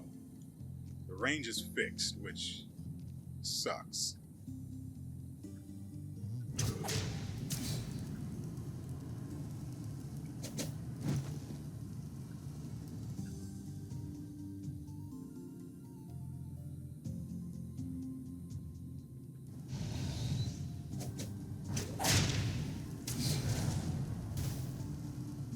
God, I have more buttons to press now, and I love that.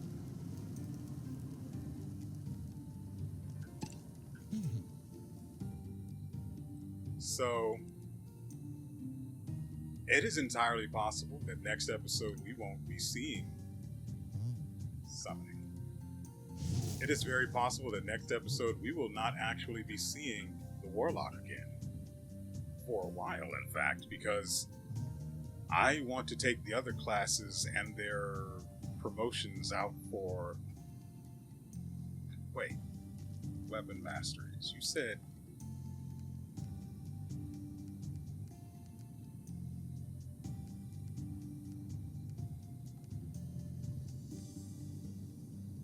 I need 40 wood.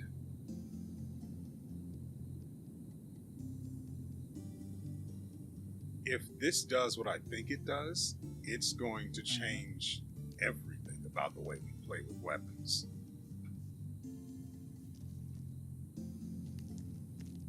Or more accurately, the way they perform in combat. If I'm correct. And remember, the class promotions were were called class masteries. So... yeah.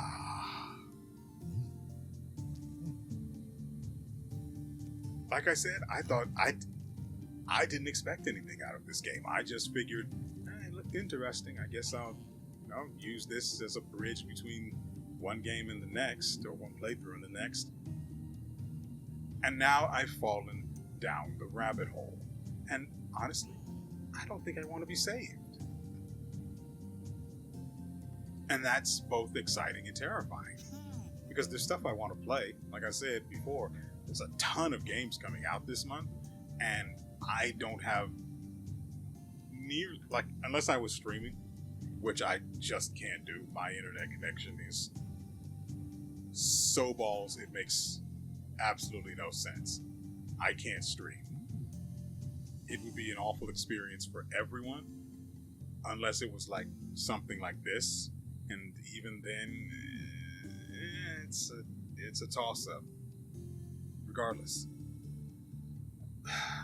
there are so many things coming out this month, and I just don't have the time to play them all for the channel, and streaming would fix that, but even then, not really, because I'd only be able to stream like today, and so Friday and today. I wouldn't want to do it Sunday or Monday, but I could do it Monday. So technically I'd be able to stream 3 days a week if my internet wasn't trash and my computer completely unable to play anything worth watching a stream for. Granted, I would play the absolute frick out of this, to be sure. And then I'd die, and without having used a single potion, and we'd just go on to play something else for no particular reason at all. Regardless, that is going to do it for us today. I'm probably going to go do another run with another... Now, you're probably thinking, don't use any of the other classes. Don't spoil anything. Maybe. We'll see how things work out.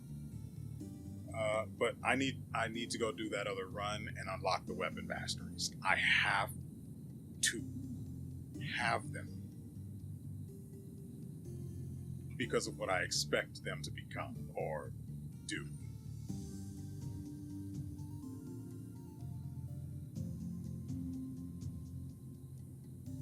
Anyway, like I said, that is going to do it for us today. I hope you guys have enjoyed yourselves and everything you've seen here. This video was a lot thicker and longer than I was expecting. It's even got a bit of a turtleneck. There's so much going on here. And I honestly hope you guys enjoyed yourselves. I for certain did. As I said, the next 2 videos won't be, and frankly, the next 4 won't be as long as this. It's possible. There's a slim chance that the ones I record on Sunday, the next 2 episodes, might be a little longer. Maybe. But don't hold your breath. And whatever happens, just be happy it happened. And so, with all that said,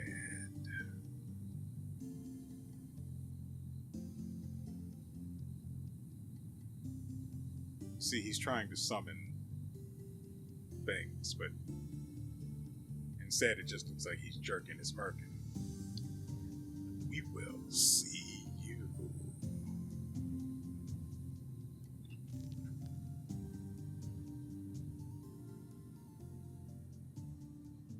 next time.